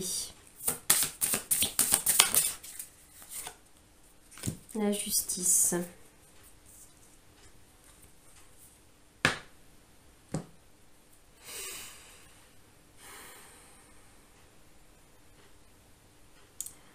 Alors, avec cette carte, que je trouve magnifique toujours, hein, ce tarot, avec les animaux, je trouve qu'il y a votre énergie collective, tous les éléments feu, tous les signes de feu. Vous avez donc l'ermite, hein, si vous n'avez pas écouté même la partie sur l'énergie collective feu qui vous correspond, écoutez-la, puisque là il y avait l'ermite qui venait en complément. Donc je vois beaucoup de dignité, de sagesse, de noblesse, voilà, le lien entre ces deux animaux-là. Vraiment beaucoup de spiritualité aussi, hein, de trouver un espace de neutralité à l'intérieur de vous. Ça invite également, le trait est souligné au niveau des énergies feu, peut-être qu'ils sont habitués à être animés par plus de mouvements, plus d'énergie spontanée vers l'extérieur, vers l'expansion, le mouvement vers les autres, hein, tout ce mouvement-là avec cette polarité plus yang, plus solaire, là, avec, pas que la justice soit... la justice est neutre, elle est ni d'une polarité ni de l'autre, mais si je mets en phase avec cette autre énergie, tout comme l'ermite ne l'est pas plus que ça, mais quand même, on nous parle d'intériorité avec l'ermite. Et là, je vois cette justice qui est certes dans une grande forme de neutralité, mais qui nous parle vraiment de l'alignement intérieur.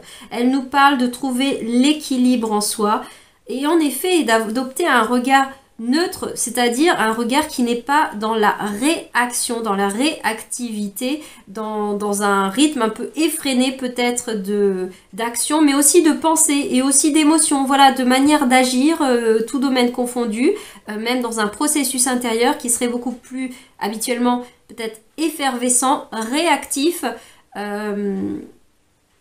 voilà, peut-être même avec une certaine colère, hein, en tout cas ce tigre-là, dans votre énergie, peut-être, voilà, ce qui rugit à l'intérieur de vous. Là, il est peut-être question de venir regarder ça d'une façon plus posée, plus neutre, avec un regard, comme on pourrait dire, un petit peu plus distant, comment... Regardez ça comme un observateur d'une scène et non plus comme le personnage identifié, immergé et donc collé à ses émotions qui vit la scène, qui vit l'expérience. Bien sûr, c'est ce que l'on est aussi, mais l'idée là, c'est peut-être d'observer votre situation, votre vie, en tout cas dans le printemps, c'est peut-être à ça qu'on vous invite, à faire preuve de davantage de lucidité et de discernement et d'une certaine distance, notamment émotionnelle et aussi, enfin, distance avec vos réactions peut-être. Elles sont pas toujours émotionnelles, mais ça peut être mécanique, hein, c'est voilà le côté impulsif peut-être qui vous parlera peut-être, et d'être plus pondéré, d'être plus posé. Ça veut pas dire d'être plus mou, d'être plus tolérant, etc. Je vous parle même pas de ça, je vous parle juste d'être plus immuable, comme une justice, voilà, beaucoup plus neutre, qui va peser le pour et le contre, qui va observer les choses sans affect, sans parti pris. Voilà, même pour soi, je veux dire, sans faire pas de supposition. Là, il y a beaucoup l'esprit des accords Toltec, par exemple, qui vient avec cette carte-là. Ne pas faire de suppositions, ne pas prendre les choses personnellement, une parole impeccable. Voilà, on est vraiment, vraiment dans cette congruence, dans cet alignement, dans cette espèce de droiture intérieure, sont des qualités d'être, hein, là dont je vous parle de valeur, je vous parle de posture intérieure, et ça se jouera aussi certainement à l'extérieur. Mais là, il est question davantage de revenir à équilibrer des choses. Peut-être qu'il y a aussi pour vous, et ça fait un peu écho d'une autre façon aux énergies précédentes, là, du bélier, il y a peut-être avec la justice qui nous présente une épée qui peut nous renvoyer éventuellement, si ça vous parle, à l'énergie de Saint-Michel, de l'archange Michael, donc, de l'idée de trancher, de couper court avec des choses qui ne nous appartiennent plus, des choses qui ne nous font plus grandir, des choses qui ne nous font pas du bien, en tout cas, même si ça a pu être le cas dans le passé. Si ça n'est plus le cas maintenant, il peut être une invitation à dire que pour trouver votre équilibre aussi, il y a peut-être des choses à couper. Il faut couper court avec certaines choses. Et ça le rejoint dans le sens où ils avaient la mort, la transformation. Donc il est aussi question de laisser derrière soi peut-être certaines choses. Voilà, c'est peut-être aussi trancher avec vos propres croyances, trancher avec vos propres illusions, vos propres pensées. Voilà, c'est pas forcément quelque chose d'extérieur, de mécanique à procéder, hein, pour vous. Voilà ce qui venait avec cette carte-là de la justice pour les lions. Alors peut-être que dans la matière, très concrètement, il va être question de contrats, de choses très, très contractuelles, de très factuelles, hein, d'engagement d'une certaine part, ou de rupture de certains contrats, ou de démarrer certains contrats, de gérer éventuellement de l'administratif. Mais bon, qui n'en a pas? Je veux dire, ça me paraît bateau de vous dire ça, surtout sur un tirage aussi large qu'une saison. Forcément, il y en aura, plus ou moins détails de quotidien ou grande échelle, mais peut-être que ça peut être particulièrement significatif pour certains, les démarches un peu importantes au niveau littéralement justice, administratif, hein, contrat de vente, contrat d'achat, pourquoi pas le mariage, toutes ces choses-là, ou pas, hein, ou divorce d'ailleurs, et ça peut être plus symbolique bien sûr, ça peut être couper des interactions, des relations, mettre fin à un engagement dans un milieu associatif, n'importe quoi, peu importe, c'est de ça aussi qu'il peut être question. Couper court avec les accords aussi, pardon, parce que peut-être vous m'entendez mal puisque je brasse en même temps, couper avec je repense aux accords Toltec, hein, couper avec vos croyances limitantes, voilà, ça peut être aussi très interne, hein, ces contrats, les contrats d'âme, les contrats qu'on a passés avec nous-mêmes, comme les contrats que l'on passe inconsciemment avec nos lignées familiales, ces espèces de transmission de bagages énergétiques, de bagages émotionnels, de bagages de non-dits, de bagages de plein de choses. voilà, il peut y avoir une forme de sanité, entre guillemets, de faire rendre plus sain, assainir votre situation, assainir votre être, le terreau qui est le vôtre, en fait, qui est vous, de votre être, de votre âme, de votre corps, peut-être aussi de vos émotions, en coupant peut-être court, en mettant au clair, en ayant de la clarté, de la visibilité déjà, et ensuite peut-être en faisant le travail de libération, de défaire les liens, de défaire des nœuds, peut-être des nœuds karmiques, des nœuds transgénérationnels, des engagements familiaux, ou d'en créer d'autres. Hein. Il n'est pas que question de couper, ou d'en créer d'autres, mais de les revisiter, de les voir depuis un espace plus présent, plus dans l'instant présent avec la justice. On est maintenant. On est dans le présent, on n'est pas tourné vers le passé, on n'est pas tourné vers le futur. Et cette force en particulier, illustrée ici, elle vous regarde aussi de face. Elle n'est pas tournée vers la droite, le futur, elle n'est pas tournée vers la gauche, le passé. Non, non, elle regarde de face. Le hibou vous regarde bien de face.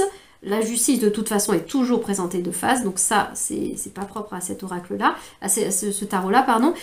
Donc vraiment, ce côté, ça se passe maintenant. Revisiter maintenant mes engagements, mes accords, mes manières de fonctionner, mon équilibre intérieur ou mon équilibre même intérieur dans le sens intime avec les gens qui me sont proches, avec mon quotidien, avec mon fonctionnement professionnel et puis familial et puis individuel et amical et ceci et cela, mon fonctionnement un peu plus collectif, mes interactions sociales au sens plus large, au sens plus vaste, mon positionnement dans le monde, de les revisiter avec la version de vous-même de maintenant, de l'ici et maintenant, pas la personne que vous étiez il y a 5 ans, pas la personne que vous étiez enfant, pas la personne que vous étiez ne serait-ce qu'il y a 6 mois lorsque vous viviez, ce qui vous viviez il y a 6 mois, il y a 1 an. Maintenant, vous êtes devenu ce que vous êtes maintenant, votre réalité de maintenant, c'est au vu de ces, entre guillemets, de ce prisme-là, de ces lunettes-là qu'on vous demande de regarder et non plus de regarder avec les lunettes de la personne que vous étiez avant, de la personne que vous étiez il y a 6 mois, etc. Je ne vais pas redire tout ça. Au vu de maintenant, réévaluer peut-être vos circonstances de vie, vos engagements, tous vos engagements moraux même. Ou prenez-en des nouveaux, hein. Recréez vos accords bienveillants ou pas, enfin, les accords que vous voulez. Justement, je vais essayer d'être neutre dans ce que je dis, moi aussi. Il n'y a pas de coloration à avoir. Revisitez ce qui vous est encore ok pour vous, je garde, et ce qui n'est plus ok pour vous et que vous ne voulez plus continuer à emmener avec vous dans le présent permanent, dans le futur autrement dit, donc dans le présent, l'instant présent qui se renouvelle à chaque instant, autrement dit le futur. Le futur sera des instants présents, mais voilà, de penser de cette façon-là. On va aller voir avec le tarot, ce tarot-là qui s'appelle mon premier tarot, qui est pour moi mon dernier tarot. Alors qu'est-ce qu'on nous donne comme précision pour vous? L'empereur. Ouais. On nous parle beaucoup de stabilité, beaucoup d'ancrage, beaucoup de structure. Voilà. La justice et l'empereur, on est sur du factuel. Hein. On est sur des choses concrètes, hein, très opérantes. Et pour vous apporter vraiment un équilibre et une stabilité, ce n'est pas exactement la même chose, mais voilà les deux. Cette complémentarité, cette assise, cette souveraineté personnelle, cette souveraineté intérieure, voilà, qui vous permettra d'être dans l'action, dans le monde. Hein. L'empereur, il entreprend à l'extérieur, il gère la matière, il gère son royaume lui-même, hein, sa vie, il est souverain de lui-même. Donc tout cela, vous pourrez grandir dans cette énergie aussi de souverain intérieur en ayant plus de lucidité, plus de clairvision sur vous-même et plus d'alignement, de cohérence, de congruence entre toutes les parts de vous, entre vos pensées, vos émotions, vos paroles, vos actes et ce dans quoi ça s'inscrit, votre environnement, votre vie, quoi, concrètement. Voilà. Ça peut être particulièrement le cas dans vos biens matériels, au niveau professionnel, dans tout ce qui est de l'ordre vraiment très concret, très matériel, très matière, hein, avec l'empereur, hein, de cet ordre-là. Et aussi, pourquoi pas, émotionnel, puisqu'il y a la lune derrière, hein, qui mine de rien, les zones d'ombre. même dans le matériel, en tout cas ce qui n'est pas clair, ce qui n'est pas flou. La justice, alors voilà, la justice, elle va pas aimer les zones de flou, les zones d'ombre, on ne sait pas, c'est vague, c'est nébuleux, il y a des non-dits, etc. Non, non, non, non, non. La justice, elle met de la clarté dans tout ça. L'empereur, il veut savoir ce qu'il en est, hein. Pour bien gérer son royaume, il a besoin d'avoir les clés en main, il a besoin d'avoir la lumière à tous les étages, il a besoin d'avoir... c'est peut-être bizarre de dire ça, mais il a besoin d'avoir la lucidité, c'est pour ça que je parle de lumière et de clé, il a besoin de savoir les choses, d'avoir de la clarté, ça ne veut pas dire qu'il sait tout, et qu'il connaît tout, et qu'il maîtrise tout. Non, mais pour prendre des décisions alignées, cohérentes avec...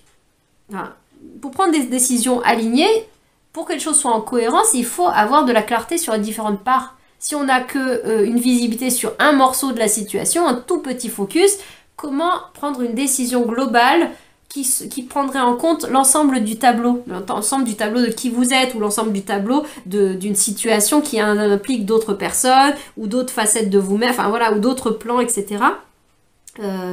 C'est l'équation dans son ensemble qui est à prendre en compte. Et pour la prendre dans son ensemble et prendre la bonne décision en fonction de tout cela, il faut connaître les inconnus dans l'équation. Je suis absolument pas, comment dire, c'était pas ma tasse de thé, les maths, etc. Mais je repense au fait qu'il y a des X et des Y et des A et des B et des tout ce que vous voulez au-delà d'avoir des chiffres. Voilà, c'est d'avoir de la clarté sur tout ça pour pouvoir entreprendre les bonnes actions pour découler, quel que soit le résultat, mais en tout cas pour tendre à résoudre cette équation.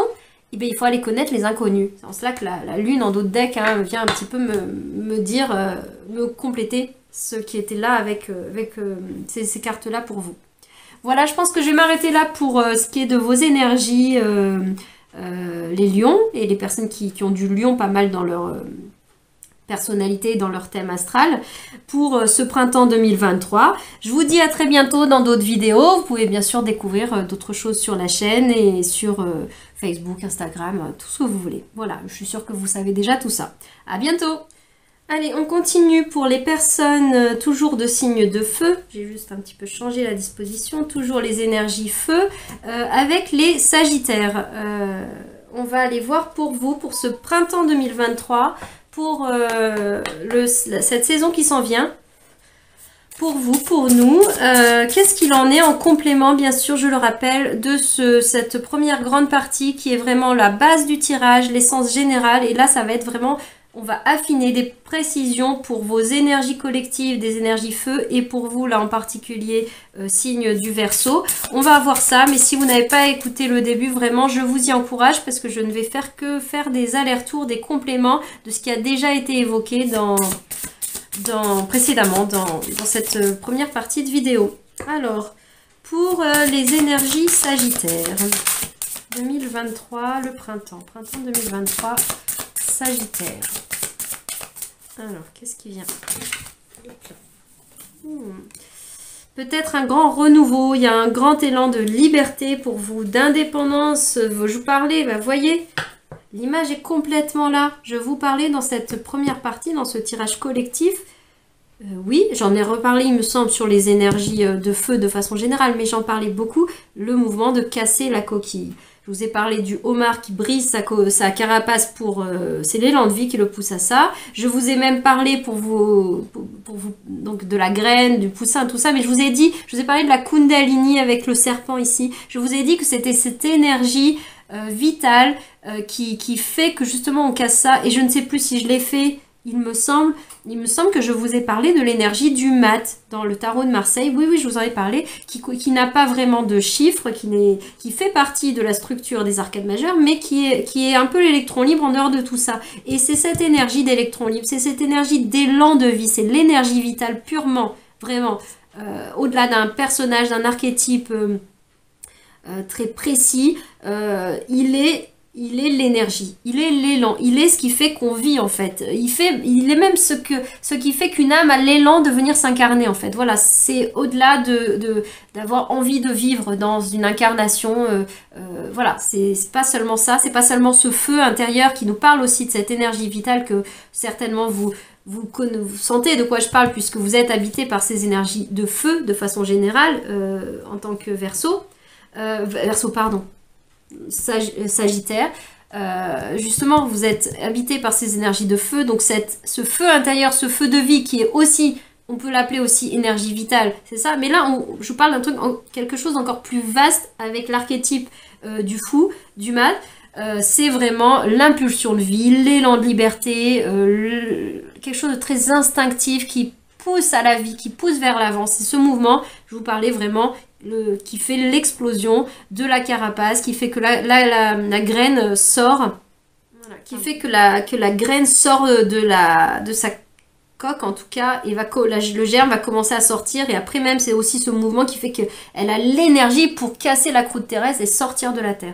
Voilà pour les symboles, mais on va aller affiner un petit peu pour vous ce qu'il en est. Pour vous, il y a apparemment sur ce printemps une grande énergie de printemps justement, hein, le fou il anime le printemps, hein, pas que, hein, bien sûr, hein, il y a l'énergie bien sûr du battleur qui va initier les choses, qui va démarrer les choses, mais lui il sous-tend tout ça, c'est lui qui donne l'impulsion au battleur, hein, ou même au niveau numérologique. On est au début de la roue astro, on va rentrer dans l'énergie du bélier, donc du premier signe astrologique, donc de l'énergie du 1. C'est en cela que je vous fais un parallèle avec le battleur, même s'il n'est pas là, mais c'est pour vous dire que même cette énergie de 1, de démarrage du bélier, du battleur, elle est mue, elle est mise en mouvement, elle est activée, elle est animée par cette énergie de vie, par cette impulsion du fou, qui impulse la vie. Donc vous, il y a vraiment de ça. Il y a des choses que vous avez envie d'impulser. Peut-être que ça va être peut-être très intense, peut-être à des moments, parce que l'invitation générale, énergie de feu, elle était quand même à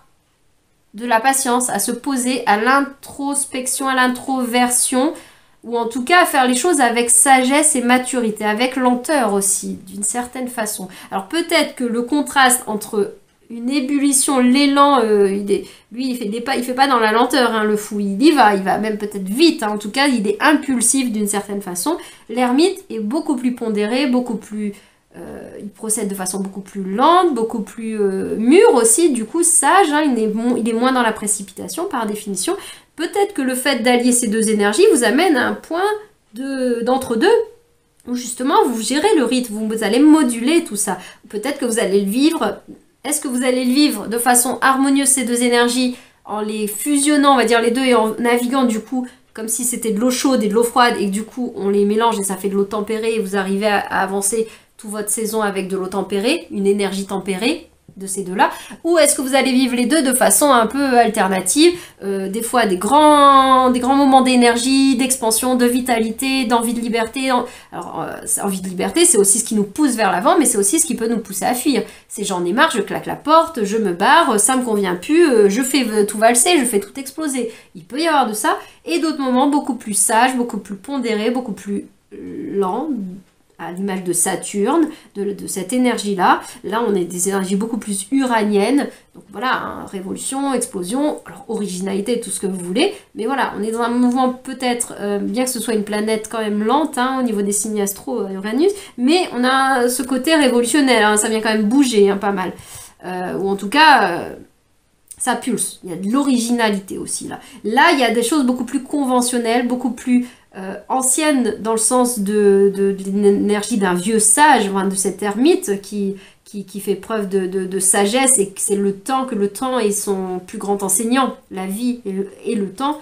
Chronos, Saturne, est un grand enseignant pour lui. Donc voilà, est-ce que vous allez allier ces deux énergies-là? Est-ce que vous allez vivre de façon cyclique, des fois des impulsions, ça va vite, vous êtes pris par le rythme, etc. à faire peut-être au début du printemps, cette effervescence, je pense même, qui nous brûle les doigts en tant que jardinier, de se lancer, on a envie de faire plein de choses au jardin parce que le moment est là, le temps est là, enfin, commence à être là, mais des fois c'est peut-être un peu trop et on veut un peu trop en faire, on veut tout faire en même temps, et que justement faut pas trop se précipiter, et si on veut que ce soit fait d'une façon intelligente dans le sens de sage, mature, et de vouloir vivre vos récoltes de façon échelonnée, d'avoir une production harmonieuse et de ne pas être dans une grande vague de productivité au tout début et plus rien après, d'être obligé d'attendre entre deux. Si vous voulez gérer votre cycle de potager par exemple, ou autre chose, mais c'est pour prendre c'est symbolique ce que je dis, vous le transposez à votre vie, je pense que vous n'avez pas de souci à y voir les métaphores dans tout ça. Si vous voulez, voilà, avoir une un cheminement, une récolte, une production en tout cas, et aussi de ce dont vous vous nourrissez, du coup, symboliquement, avec enfin pas que symboliquement, avec le potager, qui soit continu, et non pas par vague, et donc des hauts et des bas, un côté cyclique, eh bien il va falloir modérer cette impulsion de tout faire en même temps et d'en mettre partout, peut-être d'en mettre beaucoup, etc. Avec la conscience de l'ermite et la modération de l'ermite qui va dire ça, n'en mets pas trop parce qu'après tu vas peut-être pas les consommer, ou au contraire là il faut en mettre proportionnellement à ce que tu as besoin.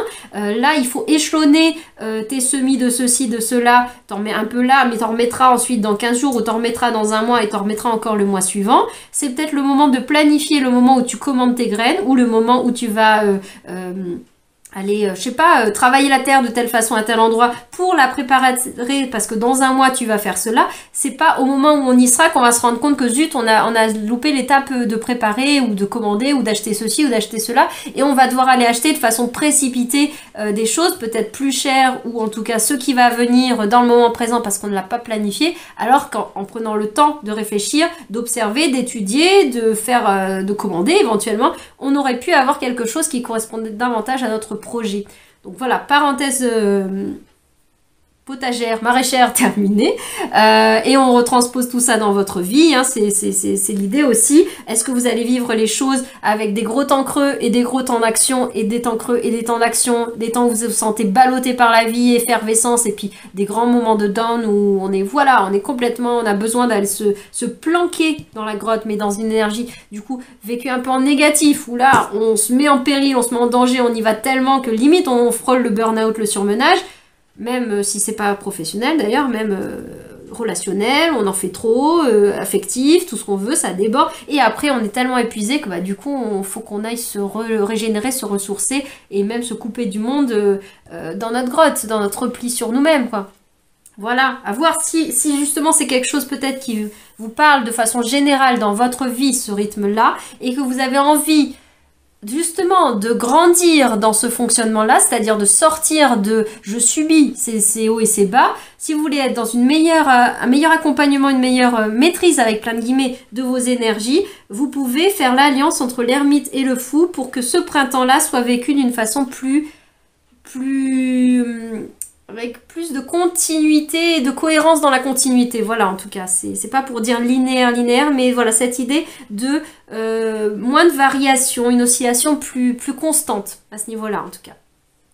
Voilà pour vous, et je vais aller compléter avec le tarot, qui s'appelle mon premier tarot, pour qu'on sache un petit peu plus, et ben ça vient vite.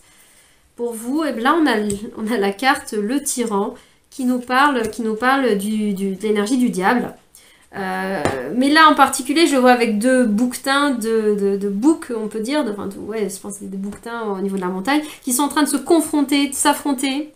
Donc en train de se confronter, donc il y a cette idée de s'entrechoquer. Là, je vois vraiment l'énergie tout feu, tout flamme, et peut-être ça vous parle particulièrement Sagittaire, de tellement vouloir voir grand, tellement vouloir avoir l'élan de contribuer, l'élan d'y aller, l'impulsion de faire, que ça peut partir dans tous les sens, ou ça peut partir trop vite.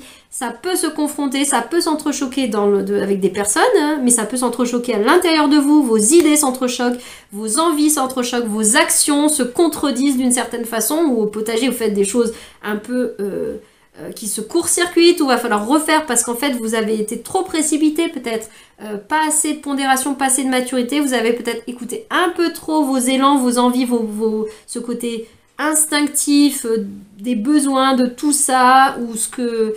au-delà du potager bien sûr, hein, mais vous été trop happé par... dicté par vos besoins ou par vos habitudes, et en particulier dans vos habitudes, je veux dire, c'est vos réflexes conditionnés, ce sont vos schémas répétitifs, ce sont des schémas qui vous enferment, hein, c'est en cela qu'on va pouvoir peut-être parler de certains schémas, habitudes, attitudes toxiques avec des guillemets, vous y mettez la nuance qui sera propre à votre vécu, et toxique, ce qui ne vous fait pas honneur, dans le sens de ce qui ne vous fait pas du bien, ce qui vous apporte pas quelque chose d'agréable, de satisfaisant, mais au-delà même de ça, en tout cas de quelque chose d'évolutif, parce que des fois des choses insatisfaisantes non agréables à vivre sont évolutives. Donc, toujours est-il que, voilà, cette idée aussi qui vient contrer avec le fou, c'est ce sentiment d'enfermement, d'être enchaîné, d'être attaché, et du coup, par moment, quand on lâche la bride, bah du coup, on y va trop, et on part dans l'excès. C'est en ça que le diable, le tyran, nous parle des excès. L'excès peut-être d'élan dans ce sens-là, ou l'excès des fois de grotte, de je suis complètement, je fais rien, etc. Voilà, à voir comment ça s'exprimera pour vous sur ce printemps 2023. Mais vous avez tout à fait la possibilité, les clés. Le diable, il vous rappelle quand même, alors on le voit moins sur cette illustration-là, mais traditionnellement, on symbolise souvent des chaînes de personnages qui sont enchaînés avec ce diable en centrale. Mais ce qui est intéressant à voir dans le détail de la carte, c'est qu'en fait, le diable ne tient pas les chaînes. Les personnages, ils sont enchaînés à eux-mêmes. Et c'est eux qui ont les clés, en fait. C'est ce que le diable nous dit. Vous avez les clés pour vous libérer de vos enfermements. C'est votre esprit qui crée l'enfermement. Bien sûr, j'entends tout à fait que dans la forme, il y a aussi concrètement des choses qui nous enferment, des attachements. Il y a des choses qui sont toxiques pour nous, qui viennent de l'extérieur. Mais là où vous avez la clé, c'est que vous avez toujours votre libre arbitre pour décider de couper court avec ce qui ne vous convient pas. Vous avez votre discernement, en tout cas votre liberté, même le mat, le fou nous parle de ça, votre liberté de penser, vous êtes un esprit libre, vous avez la possibilité de partir des situations toxiques. C'est votre pouvoir personnel. Vous avez la possibilité de dire stop, de dire non, d'avoir l'élan. Vous avez la possibilité d'avoir cette sagesse intérieure, de vous connaître, de connaître vos limites et de savoir dire stop, même de dire stop à vous-même dans vos impulsions, dans vos attitudes qui ne vous sont pas favorables, qui vous sont du coup toxiques éventuellement. Voilà pour vous les Sagittaires, dernier signe de feu, ce que j'avais, enfin dernier en tout cas, dernier dans l'ordre dans lequel j'ai processé, ce que j'avais à vous partager pour votre printemps 2023. Je vous dis à très bientôt dans d'autres vidéos, si vous voulez en découvrir d'autres sur la chaîne, ou voilà, vous avez également Facebook, Instagram, pour découvrir tout ça. À bientôt!